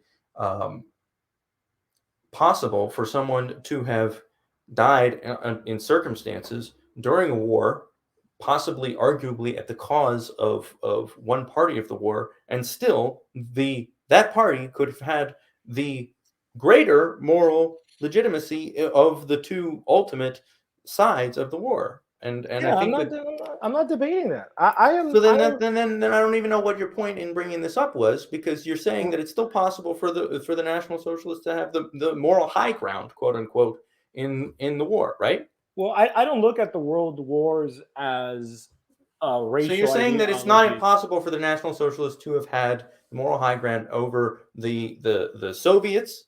I would hope you would agree with at least that, right? Yeah, I am not. Okay. I'm not secondarily, the English, right? You would presumably agree that they're not worse than the English, and say how much you hate the English, right? I don't hate anybody, but yes, no, I never made that statement. I never made that argument. Okay, so then there's no real relevance to this question, and the National Socialists could very well have had the moral legitimacy to act as a state and military actor in World War II without having had any necessary evil to their campaign. But I don't believe that was the question. Again, I'm not the one who brought it up. It was Billy who brought it up. I understood the question as, how do you reconcile white racial ideology with the fact that St. Colby, a Polish white man, a fair-skinned man, was assassinated not by Jewish communists, but by fellow white, though different ethnicity, Germans? That's what he was pointing out at. And I think that's a valid thing to look at, because I think it throws out this concept of what do you mean? Who killed him? No, you said he was killed by fellow Germans. Fellow whites of a different ethnicity, Germans. I think that was he was trying to point at. That where's your white identity there? Well, it wasn't even just that. It was just so much as how come claim that white people have killed other white people wrongly? Yeah, I mean, what I'm saying that's definitely true. White people have killed other white people. Yeah, and I personally believe that white identity is because it's not a real ethnicity. At least not yet. I will grant that perhaps it is kind of something that's in the ethnogenesis process at its very early phases of it. I can grant. I think it's further along than you appreciate, and I think that how far along do you think it is? 50 years, 100 years, 200 years? How many years? Am I Nostradamus? Why? Well, how far along is the process? Well, here's why. What does that even mean? How far along is the process? I'm saying I think that there is more substance to the white racial identity than you're claiming there is. You're saying it's in this very early nascent state. I think that the attacks that undergo every so when you go to a public school, I don't know where you grew up and where you went to public school, but I went to public school in the United States.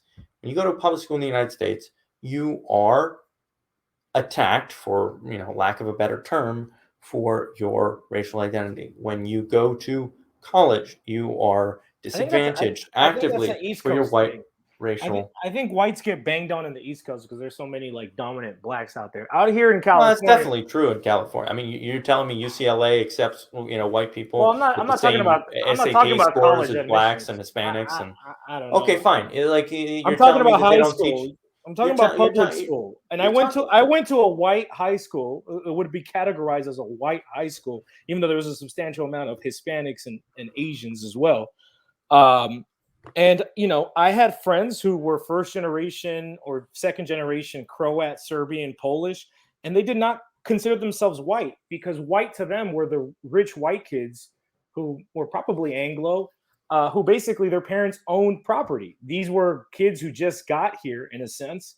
And so they ended up, holding on to their Serbian, their Croatian identity, their Polish identity, and they ended up hanging out with Hispanics more than they ended up hanging out with the white people. They did not consider themselves white. I'm thinking about my homie Evan. If you're listening to, what's up? He's a white boy. Everybody will look at him in the hood like, oh, that's a white boy. But he's like, I'm Serbian. White is like the surfers who own nice houses. I live in the apartments with all the other who beg on the street. Yeah, those guys. Yeah. So no, but I was gonna say at least that was the experience. So then nobody would bang on Evan because Evan was with the Hispanics. I would say what Rancho's kind of alluding here is to that, like, for example, you look at like Southerners in America. These are people largely of Scots-Irish with some German thrown in that have been there since like the 1600s, right? In terms of like their working class. The thing with like, at least from what I've seen, and I'm not here to offer you advice because this is not my movement. I don't give a shit about it. But what puzzles me so much is you're attempting to like unite those people that have been there since like the 1600s or primarily Anglo-Saxon descended with like immigrants from like Uruguay that came in Greece. 20 years ago, like Eric Greece. Stryker. And like that's what I find to be weird. It's like those people are not the same. It is weird. Italians were lynched by the KKK. There was Greek churches burnt down by the KKK. So where's my white identity when you're lynching Italians and treating them as spics, essentially, just the same way they treated the Mexicans and the Spaniards? There was white Spaniards in Texas and New Mexico who were getting lynched. Right, there was white Spaniards whose land was stolen from them when the United States. I think you need a citation on everything you just said, but you don't know that Google Greek church burnt by the KKK. Google Italians lynched in Louisiana. Google Spaniards Louisiana. Yeah, in Louisiana. Yeah, this was a big thing in New Orleans. Yeah. Google. I'm sure that Catholic New Orleans had a big problem with lynching Italians. Well, they did actually. This was a problem with the Anglo-Saxons that were residing there. Who were not Catholic. Yeah, talk to French, Cajuns, and Creoles about abuses by Anglos.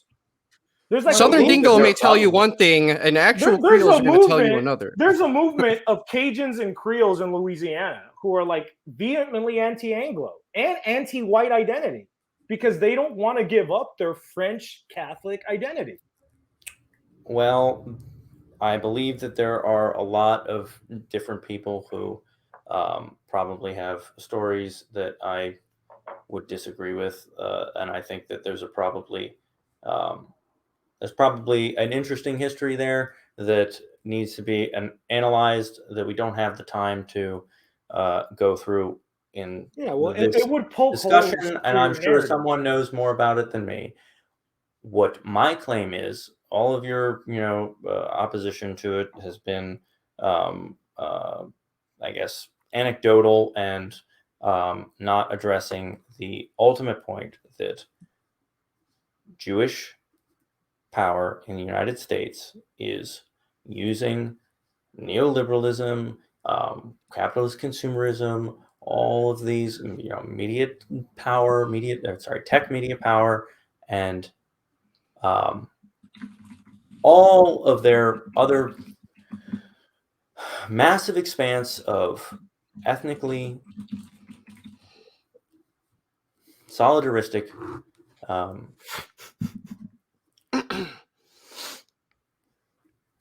yeah, I'm listening. Branches to in order to serve their interests, the interest of the state of Israel, the interest of Jewish bankers throughout the world, at the expense of specifically white Americans, everyone else as well, but specifically white Americans. They when you guys are in the minority when you say that white identity means less than everything else, because every institution, including every corporate institution, every white person goes to work and knows that their HR department, if they found out that they are whatever, that they believe that white people have a right to representation as white people, will be fired. They believe,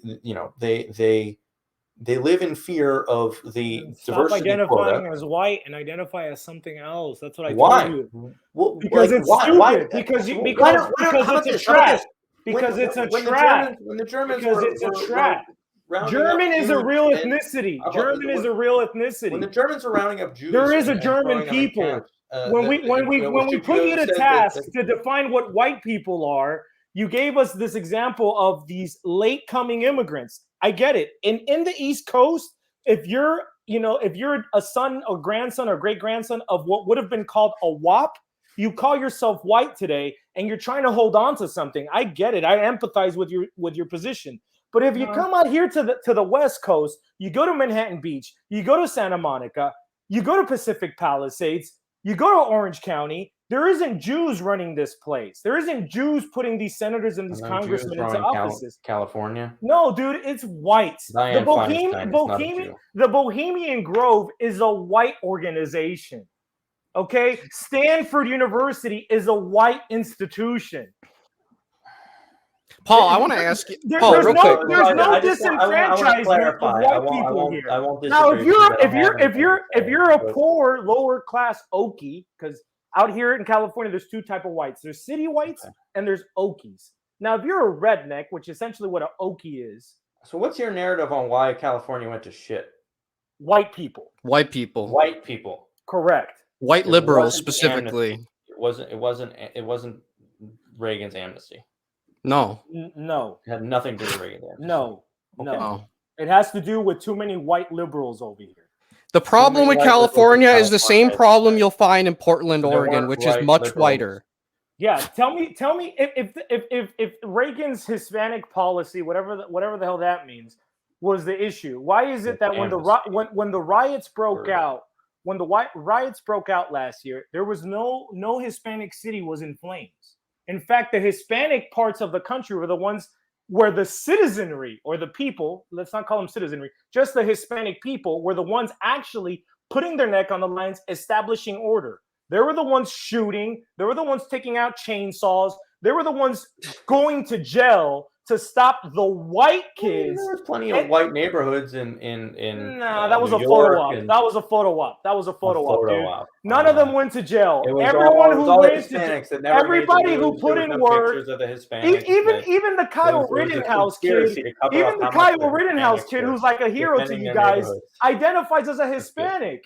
Even the Kyle Rittenhouse kids identify. Kyle Rittenhouse identifies as Hispanic. Yeah, this is actually true. He is Hispanic. I verified this. Rittenhouse is Hispanic. He looks, definitely. Rittenhouse is a Hispanic name. That's what I said. But apparently the kid is half Hispanic and he identifies as Hispanic. Look at his paperwork when he got arrested. You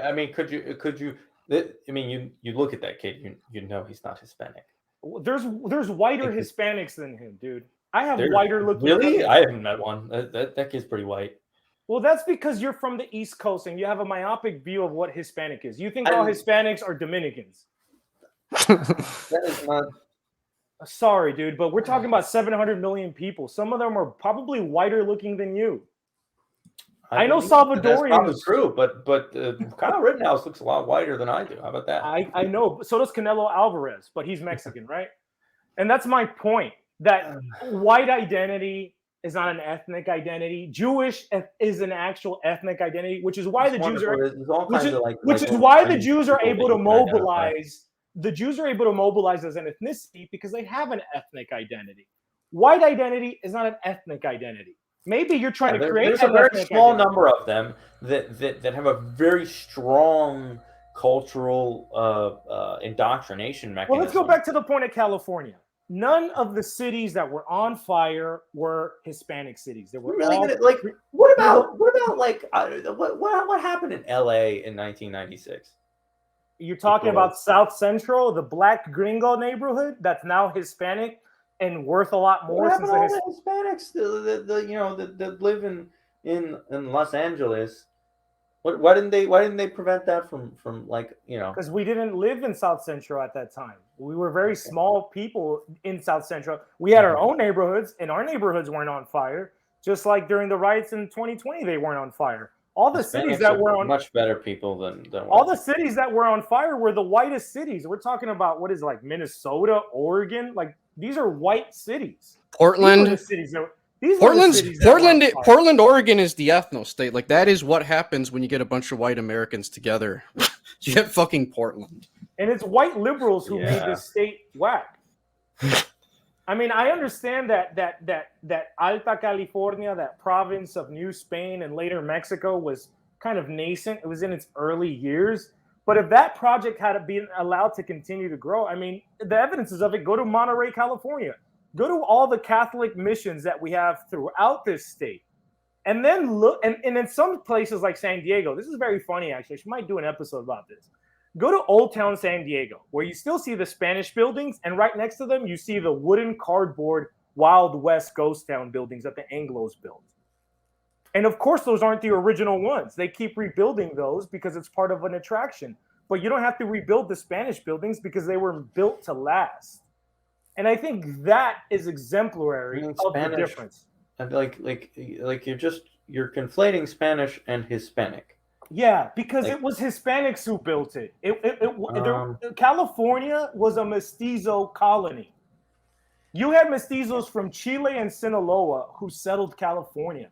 The last governor of Mexican California was, in fact, a Zambo. He was a black Indian. Hispanic, though. Hispanic. That sounds like some...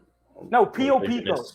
Pio Pico. Pio Pico. Is that like how the first president of the United States was black? No, sir. Look him up. You can find pictures of him. No, this is actually verified. This isn't like some weird conspiracy stuff. And this is what's sad for me, because it's like, you know, I probably see you in the streets, and we might resemble each other more or less on the color spectrum, right? Mm-hmm. You're Italian. I feel certain affinity for Italians because I feel like it's kind of like a cousin culture to my own, right? And the fact is that you, sadly, as an Italian American, not an Italian Argentine or Italian Mexican or Italian Venezuelan, you have no idea of this other side of history. You have no idea. It's been completely hidden from you. And to the extent he knows anything about it, he has to feel ashamed of it and feel like the Anglos did better than the Mediterraneans of South America. I'm not a big fan of Anglo architecture, if that's your point here. Not even just that. I just meant the total empire goals, not even just architectural. I still think that the Italians and French did a better job than you guys did. You know, I mean, I don't think the Italians didn't have the Italians were under the Spanish Empire. They were literally like important members. I haven't been to California. I'll give you that. I've never been to California. Half of Italy was California. Excuse me, but half of Italy was part of the Spanish Empire longer than Mexico was. And it was the most populous part of the empire, and they played a very big role in shaping the culture of Latin America. Okay. I mean, Italians Columbus, some people argue he's Portuguese, some people argue he's Italian. But the point is, Italians have been involved in the Spanish Empire from the very beginning, as were Greeks, as were other people, because again, it was an empire, or wasn't Sure. I mean, you tell Hernan Cortez he was white. And that he was, and he was part of the same group as the English. You tell Hernan Cortez that. This is just how you cope. You, the son of Italian peasants born in the East Coast, you cope about being deracinated by trying to connect yourself to a Hernan Cortez. And I'm supposed to identify with like, you know, Mexicans Nicaraguan like roofers and like wasn't your grandpa a roofer, dude? Wasn't your grandpa a roofer and a plumber when he came here? No, my wasn't grandfather he scrubbing toilets. Dude, most Italians were the Mexicans of their age. What are you talking about, bro? Who are you to think that you're better than the Mexican of today? The Mexican of today that you just denigrated was in the exact same boat your grandpa was when he was living here in New York, scrambling for change to pay his rent. No, but you think you're better? You think you're better? But I don't know that I'm better. I'm definitely different, though. Well, this Mexican roofer that you just denigrated, his grandson. I'm saying I don't have his grandson is you. With him. His grandson is you. Yeah, because you're deracinated. You have no connection to your culture. I'm deracinated, and Southern that's absolutely true. Southern Italy was part of the Spanish Empire longer than Mexico was. Go to Mexico. Go to Venezuela. Go to any part of Latin. My wife has an Italian last name, brother. My multiracial wife has an Italian last name. How many Italian last names are there throughout all over Latin America? After the Spanish, the second biggest European group in the Spanish Empire were Italians. Well, half of Italy was Spain. More Italians went to Latin America than the U.S. too, as well. A lot more. I'm not disagreeing with the historical statements that you're making. Those are fine. But again, make those all you want. Here's the issue. You don't know this whole chunk of history. That's extremely relevant. What I know, you don't know anything about it, and because you don't know. Hold on. And because you don't know, it's like you're operating limp, because you don't know about an alternative model. You don't know about an alternative historical development, and so you're trying to solve a present problem with only one eye. I think if you educated yourself on this entire world that you have no idea about, that's right next to yours, that even though you're not an Anglo, the Anglos came into our world and now we came into their world. Here we are. If you educated yourself about this, which is actually more relevant to you. So I want to ask a question. I understand what you've laid out here. I don't agree with most of it, but I accept what you've stated so far. Sure. The claim that you made earlier that the general dysfunctionality of South and Central America is due to the requirement for Anglo interference and whatever CIA plots. It's also our own leaders adopting liberalism, and that turned out to be a horrible fucking experiment. That's the other half of it. It's a bunch of Anglophilic and Francophilic elites who. But the thing is, these weren't Jews. These were our elites. Like, these were our guys that did this. Like, we can't point the finger at a Jew when we know it was our own elites that did this. So the dysfunctionality of South and Central America. You're washing your hands of responsibility. We're saying, look, the reason why I'm not washing my hands of responsibility. I didn't say because you blame all the woes of white people on Jews. We're saying, look, I didn't say I blame all the woes of white people on Jews. Okay, I've always included neoliberalism as but that's my whole point. At no point do you take responsibility. We're saying the Anglos are able to. I don't think I personally have any responsibility. I think that white Americans, generally speaking, have failed to respond effectively to neoliberalism and Jewish power, as well as rapacious Anglo-imperialism. So here's what we say. We don't blame the Anglos for taking advantage of our stupidity. Don't blame the Anglos. Ooh, that's news. Okay. Yeah, we don't blame the Anglos for taking advantage of our stupidity. That doesn't mean that we're not going to point out the Anglo crimes, right? It's like the quote I read to you about Codriano earlier. We set up the conditions for the Anglos to dominate because we're stupid and we bought into Franco-Anglo-Masonic liberalism when we should have maintained our Catholicism. Sure. No, I think it's our fault. It's our fault. These people take advantage. No, I agree with that. I think that absolutely, people made a deal. White people in the United States, all white ethnicities at a certain point, made a deal with the devil. I guess you could make some claim that the Spanish didn't. We did. We did. We definitely did. No, not Hispanics. Spanish. like in the United States.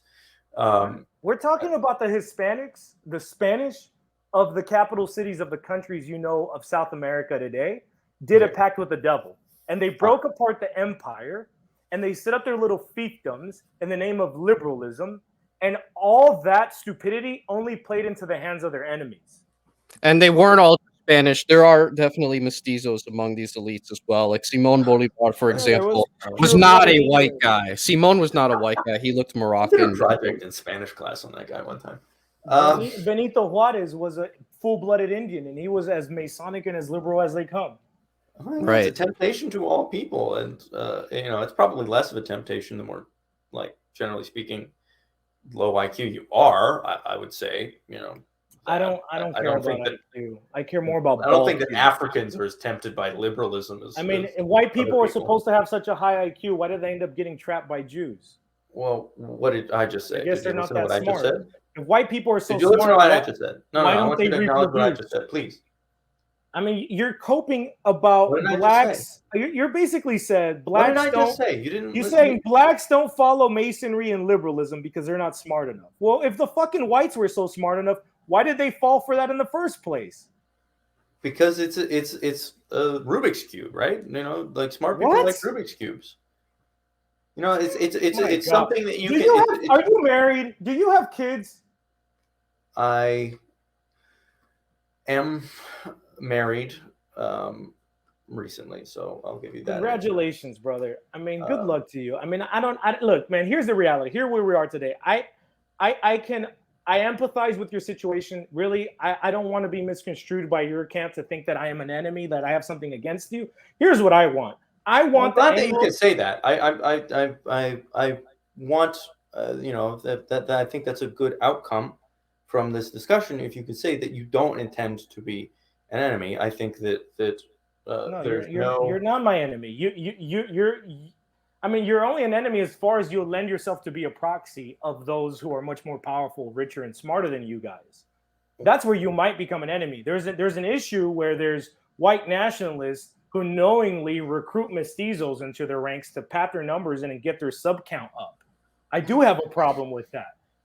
I personally, if you guys want to create a white ethno state in Massachusetts or wherever the heck you guys predominantly live, by all means, I can even help you with that. But the point is, get your hands off of Spanish America. Stop involving yourself. All right. So if you're willing to help us do that, consider us friends. Rancho. Let me just say real quickly, just to further contextualize what actually we're going into, is the fact that like these sorts of people like Eric Stryker, they will pretend to be experts on Hispanic America when they're not, and then they'll do things like promote racialism even among Hispanic Americans. Then we have situations where, because we're very mixed, you can have siblings, and you do have siblings that look like they can be different races. You can have a sibling that looks white, a mother that looks black, and like a father that maybe looks, something in between. Thing is Stryker and people like him, these Hispanic sort of wignats that are popping up, they are. Ooh, who else is a Hispanic wignat? I'm sorry. Brandon Martinez. We can just keep. There's plenty of these clowns. That guy from the Bolt Patrol. Wasn't the guy from the Bolt Vic Mackey? Yeah, that guy. Like a lot of these people end up being Hispanic the second they get revealed. But the point is like this is promoting an ideology where like people like Eric Stryker will make, or he'll tell people like, hey, you look white, so clearly you are on my team and you're not on your family's team because they're not white. And it's like, this is the sort of dumb shit that I'm tired of having to deal with on our end, because we have people like Eric Stryker, unfortunately, that just fill people's Hispanic listeners' heads with like the most dumbest accounts of like what Spanish history actually was. Okay, they have a Judeo-Anglo version of it. Can I say something I think is relevant, and you might even agree with? I don't think that I have to make a claim as to what you should do or what you have to do with, I guess co-ethnics, maybe, whatever, other Hispanics that are obviously of different racial backgrounds. As there's people with predominantly African blood, there's people with predominantly Indian blood, there's people with predominantly Spanish and maybe sometimes Italian, sometimes all those three people are the minority. Most people in Latin America, I'm talking about 90% of them, are mixed. Even if they look, not mixed with Spanish and Indian, right? That's probably the most predominant. That's probably the most predominant, but you have tons of people so who are that's fine. triracial. That's not really And the distracting thing from is, my point. two mestizo people can have a blonde child, right? Two blonde I believe people. you. I've got a friend whose dad's from somewhere in Central America that he's blonde haired, blue eyed. I'm not. Is he from Nicaragua? No. The point, what I'm trying to say to you, and I do have to get going soon because I do. Wait, hold on, Paul. How much time do you have? Just because there was like maybe one or two extra things I wanted to ask you. Well, sure. I'd like to start to wrap things up. Okay, that's 15, fine. 20 minutes. All right, yeah, because I want to ask you a few things about Jewish people, and then we can go. But yeah, sure, sorry. That's fine. What I want to say is, and I like I said, you might even agree with me that the Hispanic people, as I guess, insofar as the U.S. government identifies them as an ethnicity with many races incorporated, as you pointed out, oftentimes mixed, has been taken advantage of because of this racial pluralism, racial heterogeneity, that these races have been pitted against each other.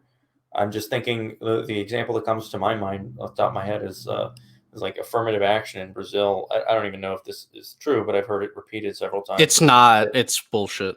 The width of the nose thing. That's bullshit. No one's measuring your nose in Brazil. That's wignat fantasies. That is so silly, dude.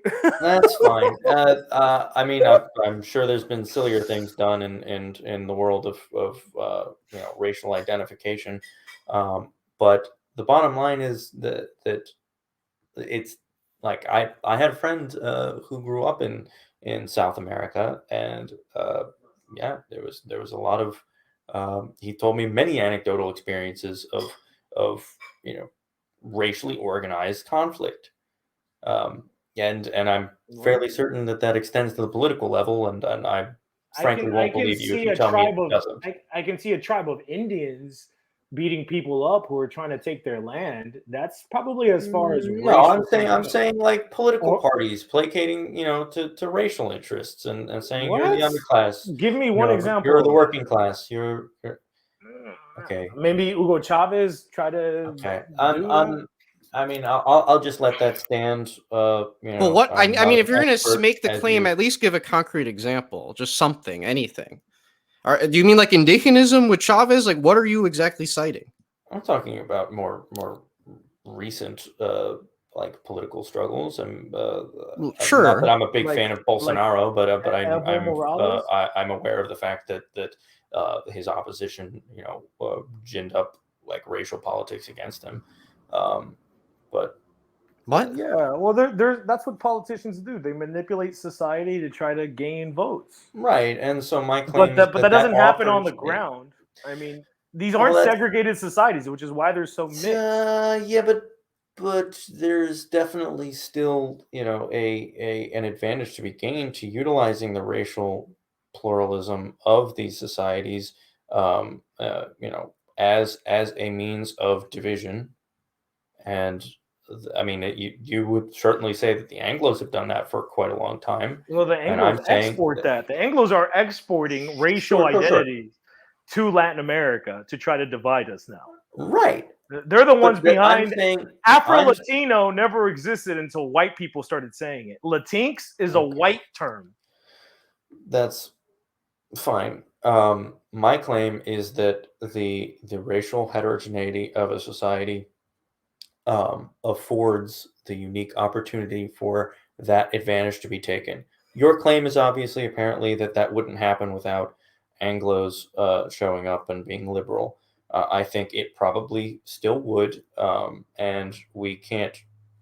I mean, you might think that you have a way of proving that. I still think that it's a reasonable conclusion that it's probably at least a possibility that would exist without the presence of Anglo liberalism.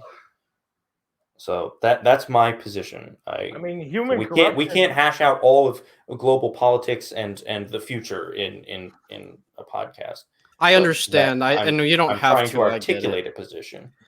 So this is kind of like the last part I wanted to kind of ask you, since like Jews, right?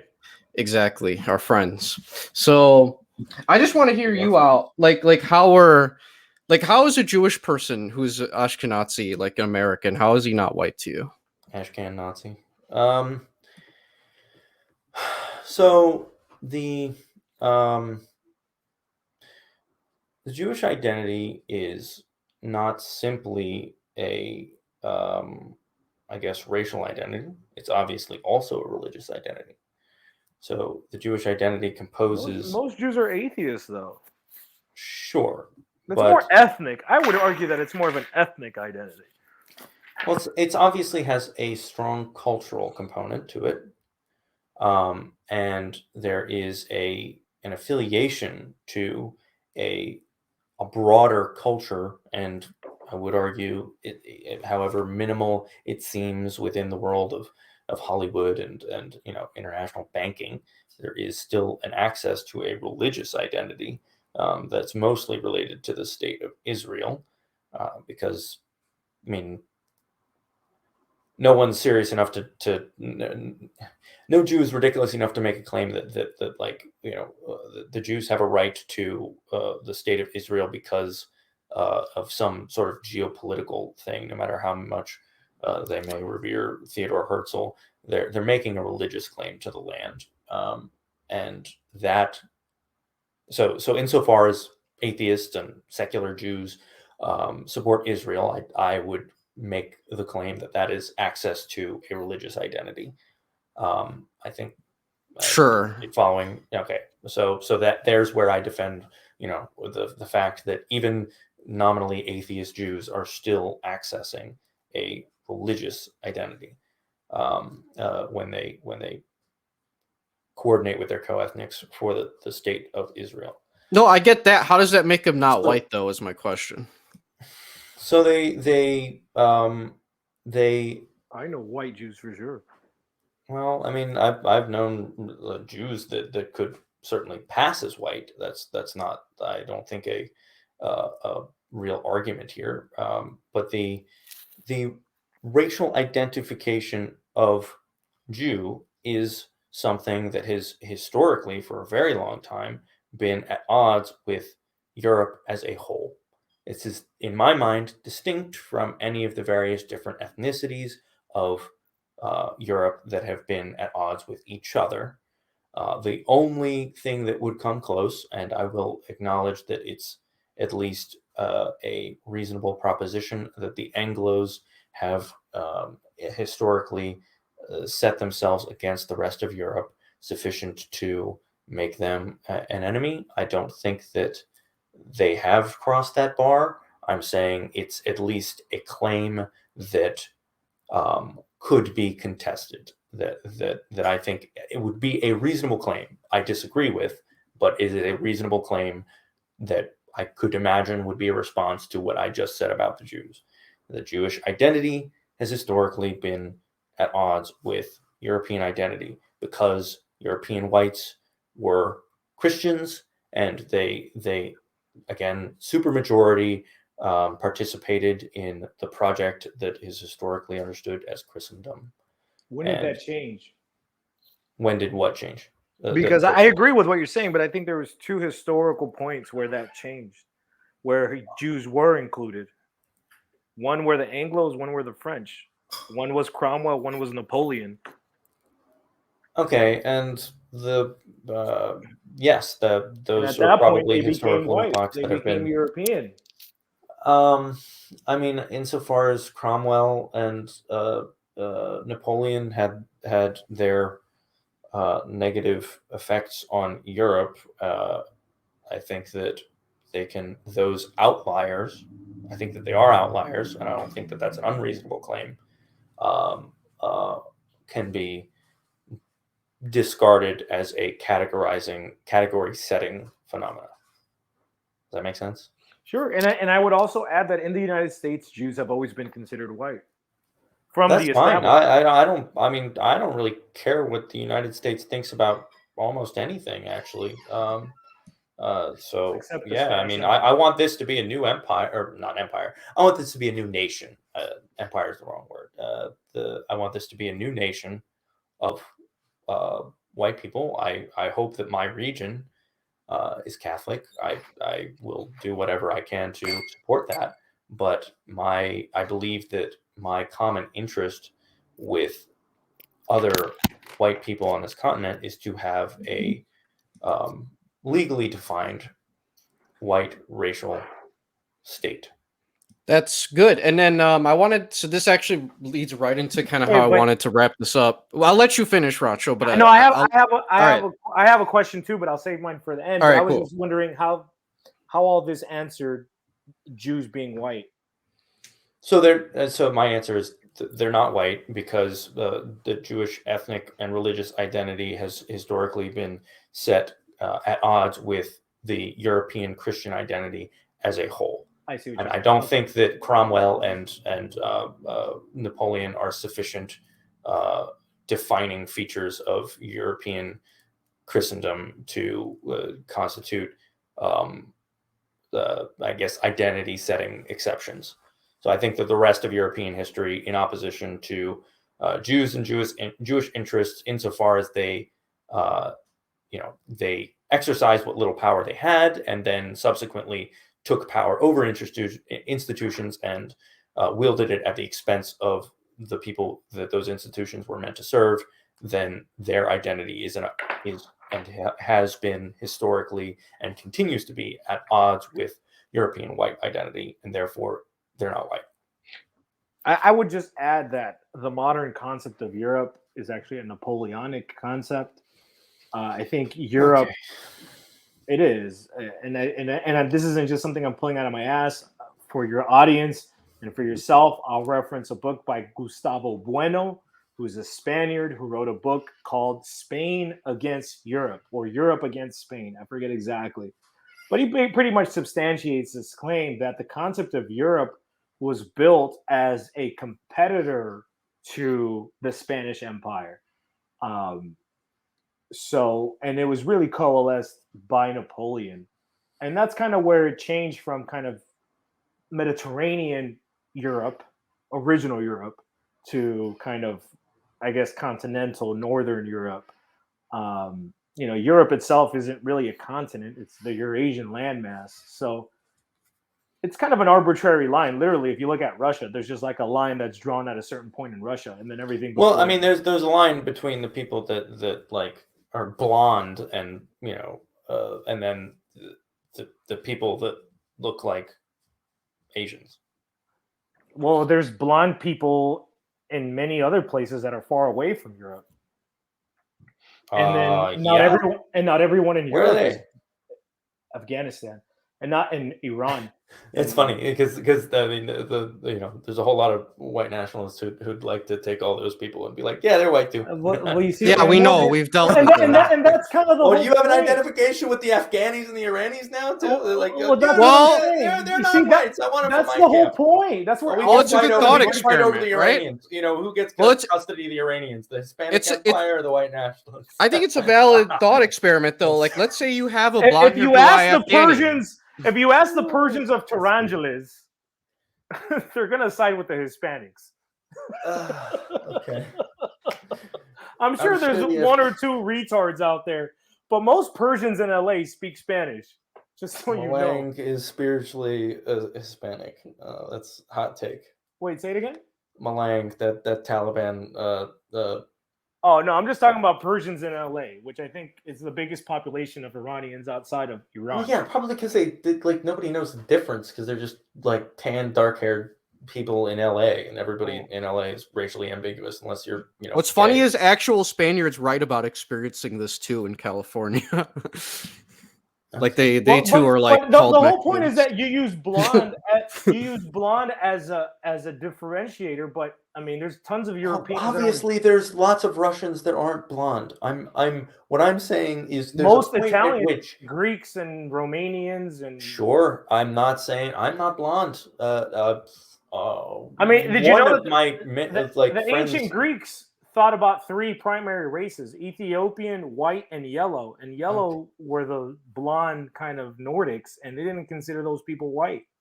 So my whole point here is to see how arbitrary white identity is, because again, there is no board of white identity who defines it and sets it in stone. The closest thing to it is the United States Census Bureau. And you can eat. I was gonna say real quickly, Census Bureau doesn't consider Spanish white, but it will consider. So, but I Ethiopians just white. wanted, like you just said that you're fine with establishing a white racial. Yeah, and I said that I don't think that's the smartest strategy for. Okay, you don't think it's the smartest strategy? That's fine. I don't. Frankly, like, I'm not saying I know any better than you, but like your political advice means very little. I can respect that. I have found that personally. I just wanted to point that you use blonde as a differentiating factor. Okay, my statement was not that like, oh, everyone who's not blonde isn't white. My statement was that there's a point in Russia, a very clear line that might not be straight, but there's a point where the people very quickly stop. You stop seeing blonde people, and everyone looks Asian. Brother. I had a girlfriend from Vladivostok, which is like closer to Japan than it is to Europe, and she was blonde and blue-eyed. I didn't say it was a straight line. Like I said, I didn't say it was a straight line. Okay. There are people that look Asian that may have, there are people that look Asian, and then there are people that look European. They have features. There's Europeans who look Asian, who have the emphatic or the however you pronounce that. Yeah, Finns, whatever, sure. The Irish people, Scandinavians, Icelandic people. Yeah, no. I mean, Icelandic insofar as maybe like whatever the Finnish blood, but I don't know about Irish. I've never seen. Bro, you need to travel a lot more. I'll tell you. And there's blonde people with Asiatic features as well. I mean, there's a whole Central Asia. There is obviously I just want to make it clear that you are in the vast minority of people that again in the United States. The whole world is very different from the United States. I'm not disagreeing with that statement, but you are in the vast minority of people in the United States that think race is irrelevant or not a relevant category. Like everybody seems to think that. We know it's relevant, but it's like the arguments. My first question that I never got a really strong answer to, and if I got anything, it was that it's not relevant. It is obvious in the political context because this is an open air mental asylum. But my point is that like you could easily shouldn't be relevant, but it is relevant. In a better world, it would not be relevant. But my point goes to as well that like everything we've been talking about whiteness can equally be applied to blackness in so many ways. Yeah. Right. Like, why do you think black nationalists are a complete joke? They never get anywhere, and they're just usually complete losers. It's the same situation. You're white, and you still have many of these same problems. That's the thing. Sure, but I'm sure that it's because they're too nice. The problem with white people is that they're just too nice. Well, the problem with white people is that oftentimes they're more interested in conformity to existing cultures and institutions, which currently are Jewish and liberal. And Anglo. Yeah, I mean that's and historically we're Anglo. I still make the claim that Anglo ethnic interest is not served today. You can say that it was historically served and that its historical power has led to where we are now. All you want. What I'm saying is that even whatever's left of the English aristocracy or the Anglo aristocracy in the U.S. and England is not served by this current neoliberal order. It's a bunch of like Jews and other people that suck up to Jews that are served by this global order. What was the name of the guy who was Carol Quigley? Are you familiar with Carol Quigley? Mm-hmm. I've never read his book, but I've heard. He's as WASP as it gets. He was like the official WASP historian. Is he like a commie? No, he's not a commie. He was liberal, like liberal Harvard professor, not commie. I thought he was sympathetic to like more or less. No, he was not. I wouldn't disagree necessarily. I would say communism is an offshoot of liberalism. He wasn't a fan of Stalin. Oh, definitely not a Stalinist. But my point is that Carol Quigley was like the official historian of the WASP elite, And if you read his books, I mean, he's laying out how pretty much everything we're seeing. I mean, there's a famous guy online, Jay Dyer. I'm sure you've heard of him.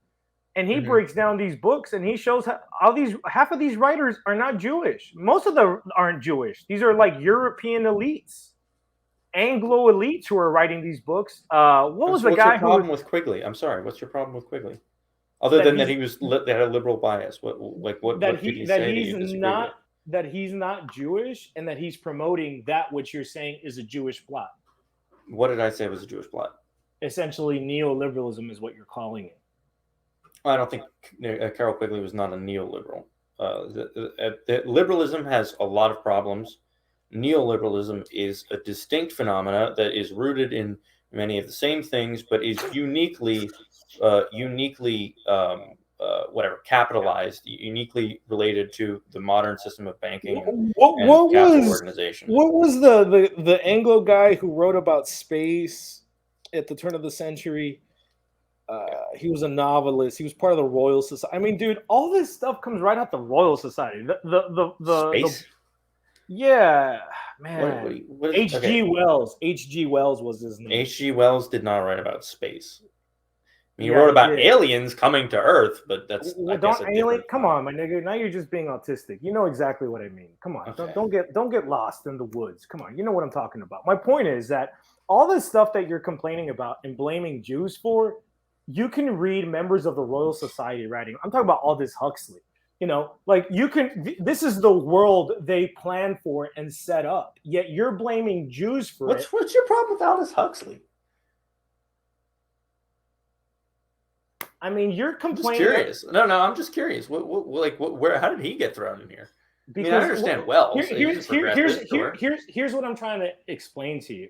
That there's a literary. You're just throwing him in name dropping. There's a literary. No, because he was part of the Royal Society. The Darwins, the Huxleys. These are elite Anglo families who, if you read their books, their writings, their letters to each other, they're pretty much laying out this modern paradigm that you're blaming Jews for. Anything by Aldous Huxley? I mean, I grew up in the United States. You think I'm not going to read Aldous Huxley as part of Brave New World? Isn't that like standard reading in the United States? Just like sure, but obviously you didn't get anything out of Brave New World. Did you read anything else by him? That's all I have. He's very much set against more or less everything that I'm set against without the nominal address of Jews. I don't think you have the honest Aldous Huxley. You really need to dig in more into Anglo philosophical leaders over the last 150 years because they lay out the modern world. I mean, they lay out the modern world, brother. You're blaming Jews for it, and you're washing the hands of the Anglo elite, saying, "Oh, poor Anglo elite, they were too foolish." I mean, if you knew how much the Anglos are giving shit, in my circles, then you. That's good. The whole world is waking up to Anglo bullshit. The whole world is waking up to Indians. Wow, I hope they wake up to bullshit. Jewish bullshit. How about that? Trust me, they already know that. The whole world. No, they don't. They clearly do not. Trust me, dude. The world is not America. You live in a very unique part of America. Unfortunately, America has more. The world is way bigger, dude. You can go to Mexico. You can go to TJ and buy books about Jewish conspiracies that are banned in the United States. You can go to TJ and find them there.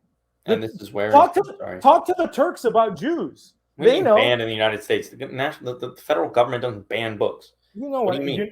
I'm talking about de facto. Why are you being autistic in order to argue against me? You know what I mean. You're not going to find books about Jewish conspiracies on a bookstore on a main street anywhere in the United States. But you can go to TJ and do it. You can go to Istanbul and do it. You can go to Tehran and do it. You can go to New Delhi. You can go to Beijing. You can go to Tokyo and do it. The whole world knows about the Jews. And they also know about the Anglos. Only white Americans like you don't know about the Anglos. I'm and maybe very in your aware circles, of the Anglos. You guys kind of chummily make jokes. But if you look at all the members of the Royal Society, if you read H.G. Wells, if you read the Huxleys, not just Aldous, but his dad, his brother, the Darwins, if you read all this stuff, the modern world is laid out in their books. The conspiracy of the elders of Zion, right? You don't have to read that book. You can just read members of the Royal Society And you're going, and if you want to be lazy, don't do it. Go to Jay Dyer's page. Who's an Anglo himself? He's an actual, real, historic Anglo. He's not white. He's an Anglo, and he'll read the books for you, and he'll share with you all the details. And none of those writers are Jewish, bro. They're all British. I am very well aware with those writers. I have many disagreements with them. I mean, I guess just as relevant of an aside as you've just said is that G.K. Chesterton set himself pretty well against any of those people. Yeah, because he's a Catholic, and he knew he was an Anglo. He was an Anglo. Yeah, but so the problem is maybe not just that they're Anglos. Maybe it's bad philosophies that can affect anyone. The problem is Henry VIII. The problem is Elizabeth, and the problem is Cromwell. That's exactly right. I think that this paradigm is as bad for Anglos as it is for Japanese, as it is for Nicaraguans, as it is for everybody. This is a problem. Sure. Yeah, there's lots of ideas that we need to challenge, and 90% of them come out of England. 90% of them come out of England. Talking about feminism, communism, capitalism, evolution. It all comes out of England, dude. My claim is it doesn't come out of Jews. It comes out of English people. And it's because they had the Reformation when they separated themselves from the church. And the Reformation itself was really Henry VIII not wanting to be absorbed by the Spanish Empire, because that's where his kingdom was headed, right? He was married to a Spanish woman. His kids would have been half Spanish, and Philip II would have been reigning over them. That was what the Reformation was. There's lots of very complicated political dynamics that were at play in the point I'm trying to make is that blaming the Jews for everything is foolish. When have I said that that the Jews are at fault for everything? You've pretty much been saying that the whole day. I did not say that. I said currently the Jews are in power and they are utilizing their power at the expense of white Americans. That is the only claim I have ever. Well, not that I've ever, but that on this. By all means, white America, go to war against the Jews. By all means. Okay. All the Hispanics. I appreciate your blessing. All the Hispanics in the audience, leave them alone. Okay. Let the whites fight the blacks. Let the whites fight the Jews. Let them do their thing. I want to fight the blacks. I don't want to fight the blacks. I want to fight the Jews. Ashes. Anyways, I know you got to go. I got to get going too, but I just want to ask you one last question. Again, I empathize with your situation. By all means, I appreciate that. I appreciate your support for the white racial state in the United States. People. As long as you guys do not lend yourselves as proxies against our civilization and our world, we can be cool. I have no intention, nor does anyone I know have any intention of doing more Banana Republic, gay-op nonsense in South America. So I would also add the exporting of racial ideologies, whether they're Afrocentric. Sure, you can do whatever you want. I think that you would benefit from incorporating that into your politics, in a segregation and secession kind of way. But that I understand that is worth just as much to you as your opinion that we should ignore racial identity with respect to politics in the United States is to me. Yeah, but that wasn't my opinion. I just think you need a better brand. Come up with a better brand. Call yourself Americanski. How about that? Yeah, that's fine. So, anyways, we'll get the marketing department on that, and then I did want to say though, you brought up books, and before we go, if anyone's made it this far, I did want to give a small shout out to you. You pointed out that there's you can't find all books that say interesting things or whatever countercultural, counterliberal ideas in the United States. Well, I happen to work for a company and an organization that is attempting to rectify that. Have you ever heard of Antelope Hill? No, I haven't. Okay. Well, Antelope Hill Publishing.com. Let me just double check that I got the URL right. Yes, Antelope Hill Publishing.com is I guess you could call us white nationalists. A publisher that does probably about 50-50 reprints and original maybe 1/3 reprints, 1/3 original translations, and 1/3 original works. So we've got just to list a couple of titles. We've got an original translation of Conquering Berlin. We've got retranslations of all of Carl Schmitt's work. not all, sorry, 3 of Carl Schmitt's most influential works that we retranslated from German. We have, I believe, an original translation of The Outlaw's Diary from Hungary. It's not an original translation, my wife says. Sorry. Anyway, Have you guys translated any Spanish works? There's probably fascism. So we've got the history of Spain, Spain, the Civil War, my Arthur Loveday, and a collection of Jose Antonio Primo de Rivera. I knew it. Speeches. Yeah, you could have guessed that one. Come on. Cool. And I think we've got. I think actually one of our original books is getting translated into Spanish at some point. Is the first translation into a language other than English of that we're doing. What book is that?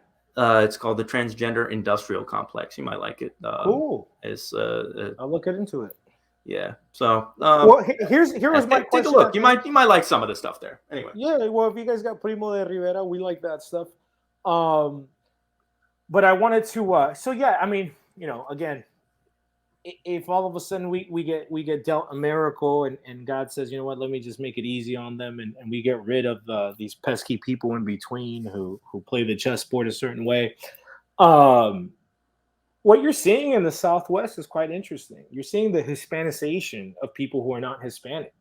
White people, black people, Persians, Armenians, Asians, you name it. And I think that's an interesting phenomenon. I feel like somebody could write a PhD level work on this phenomenon, but it's happening. You're seeing a lot of mixed couples who are half white, half Hispanic, and now you have kids who come out, and how do they identify? How do they function in the world?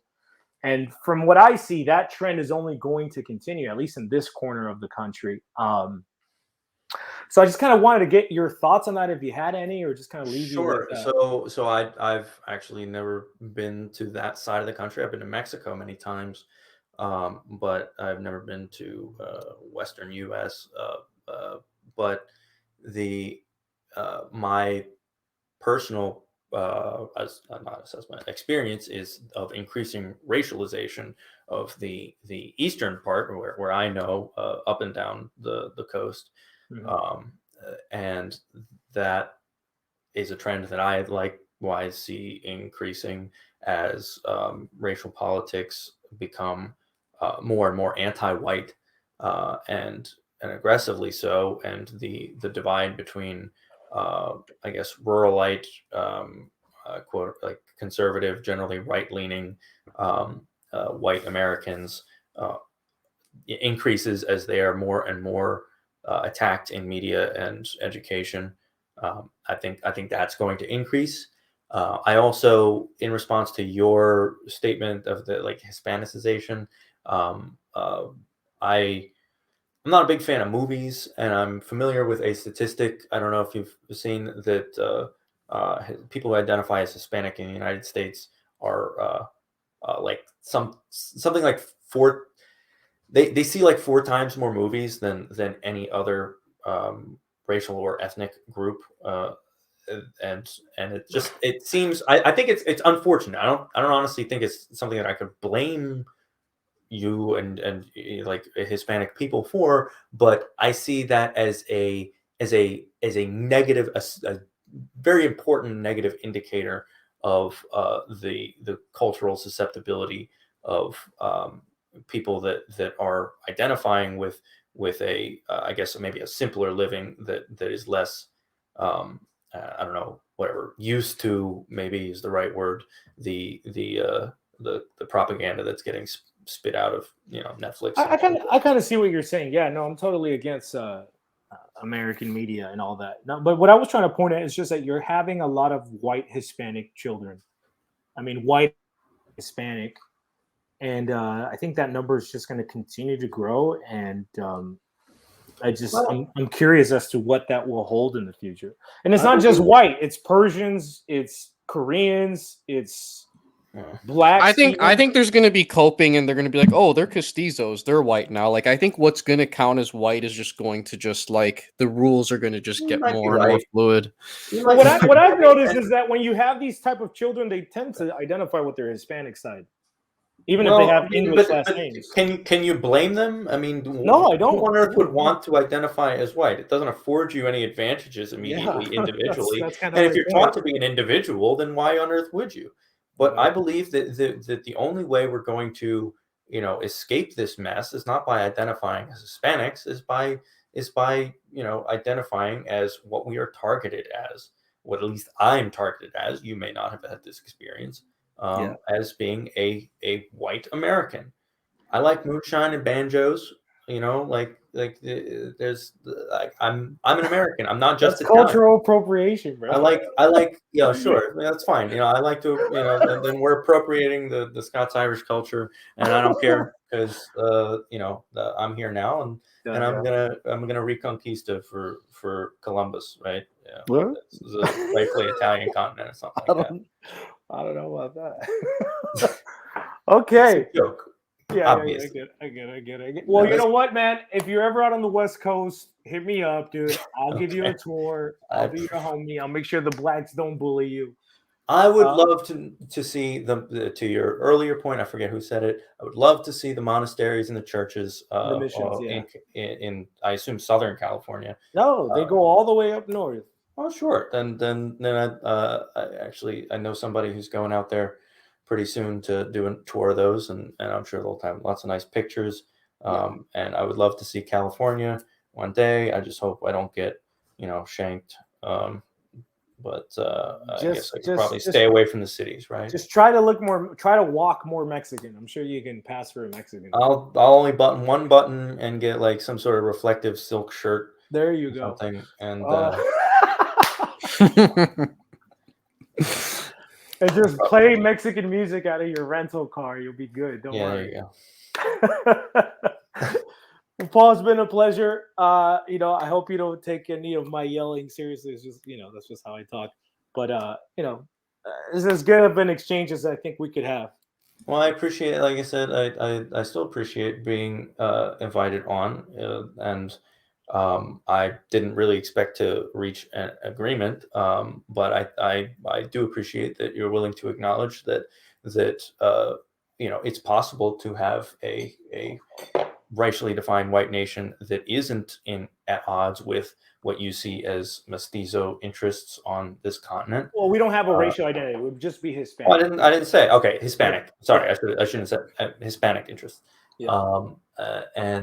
I will say that if any of your listeners do recognize what I'm describing as, my identity, and maybe they aren't actually Hispanic and can't make any claim to that identity, then maybe you find something compelling about the Right Stuff.biz or the National Justice Party. So I'll just leave any of those of your audience who are interested with those sources.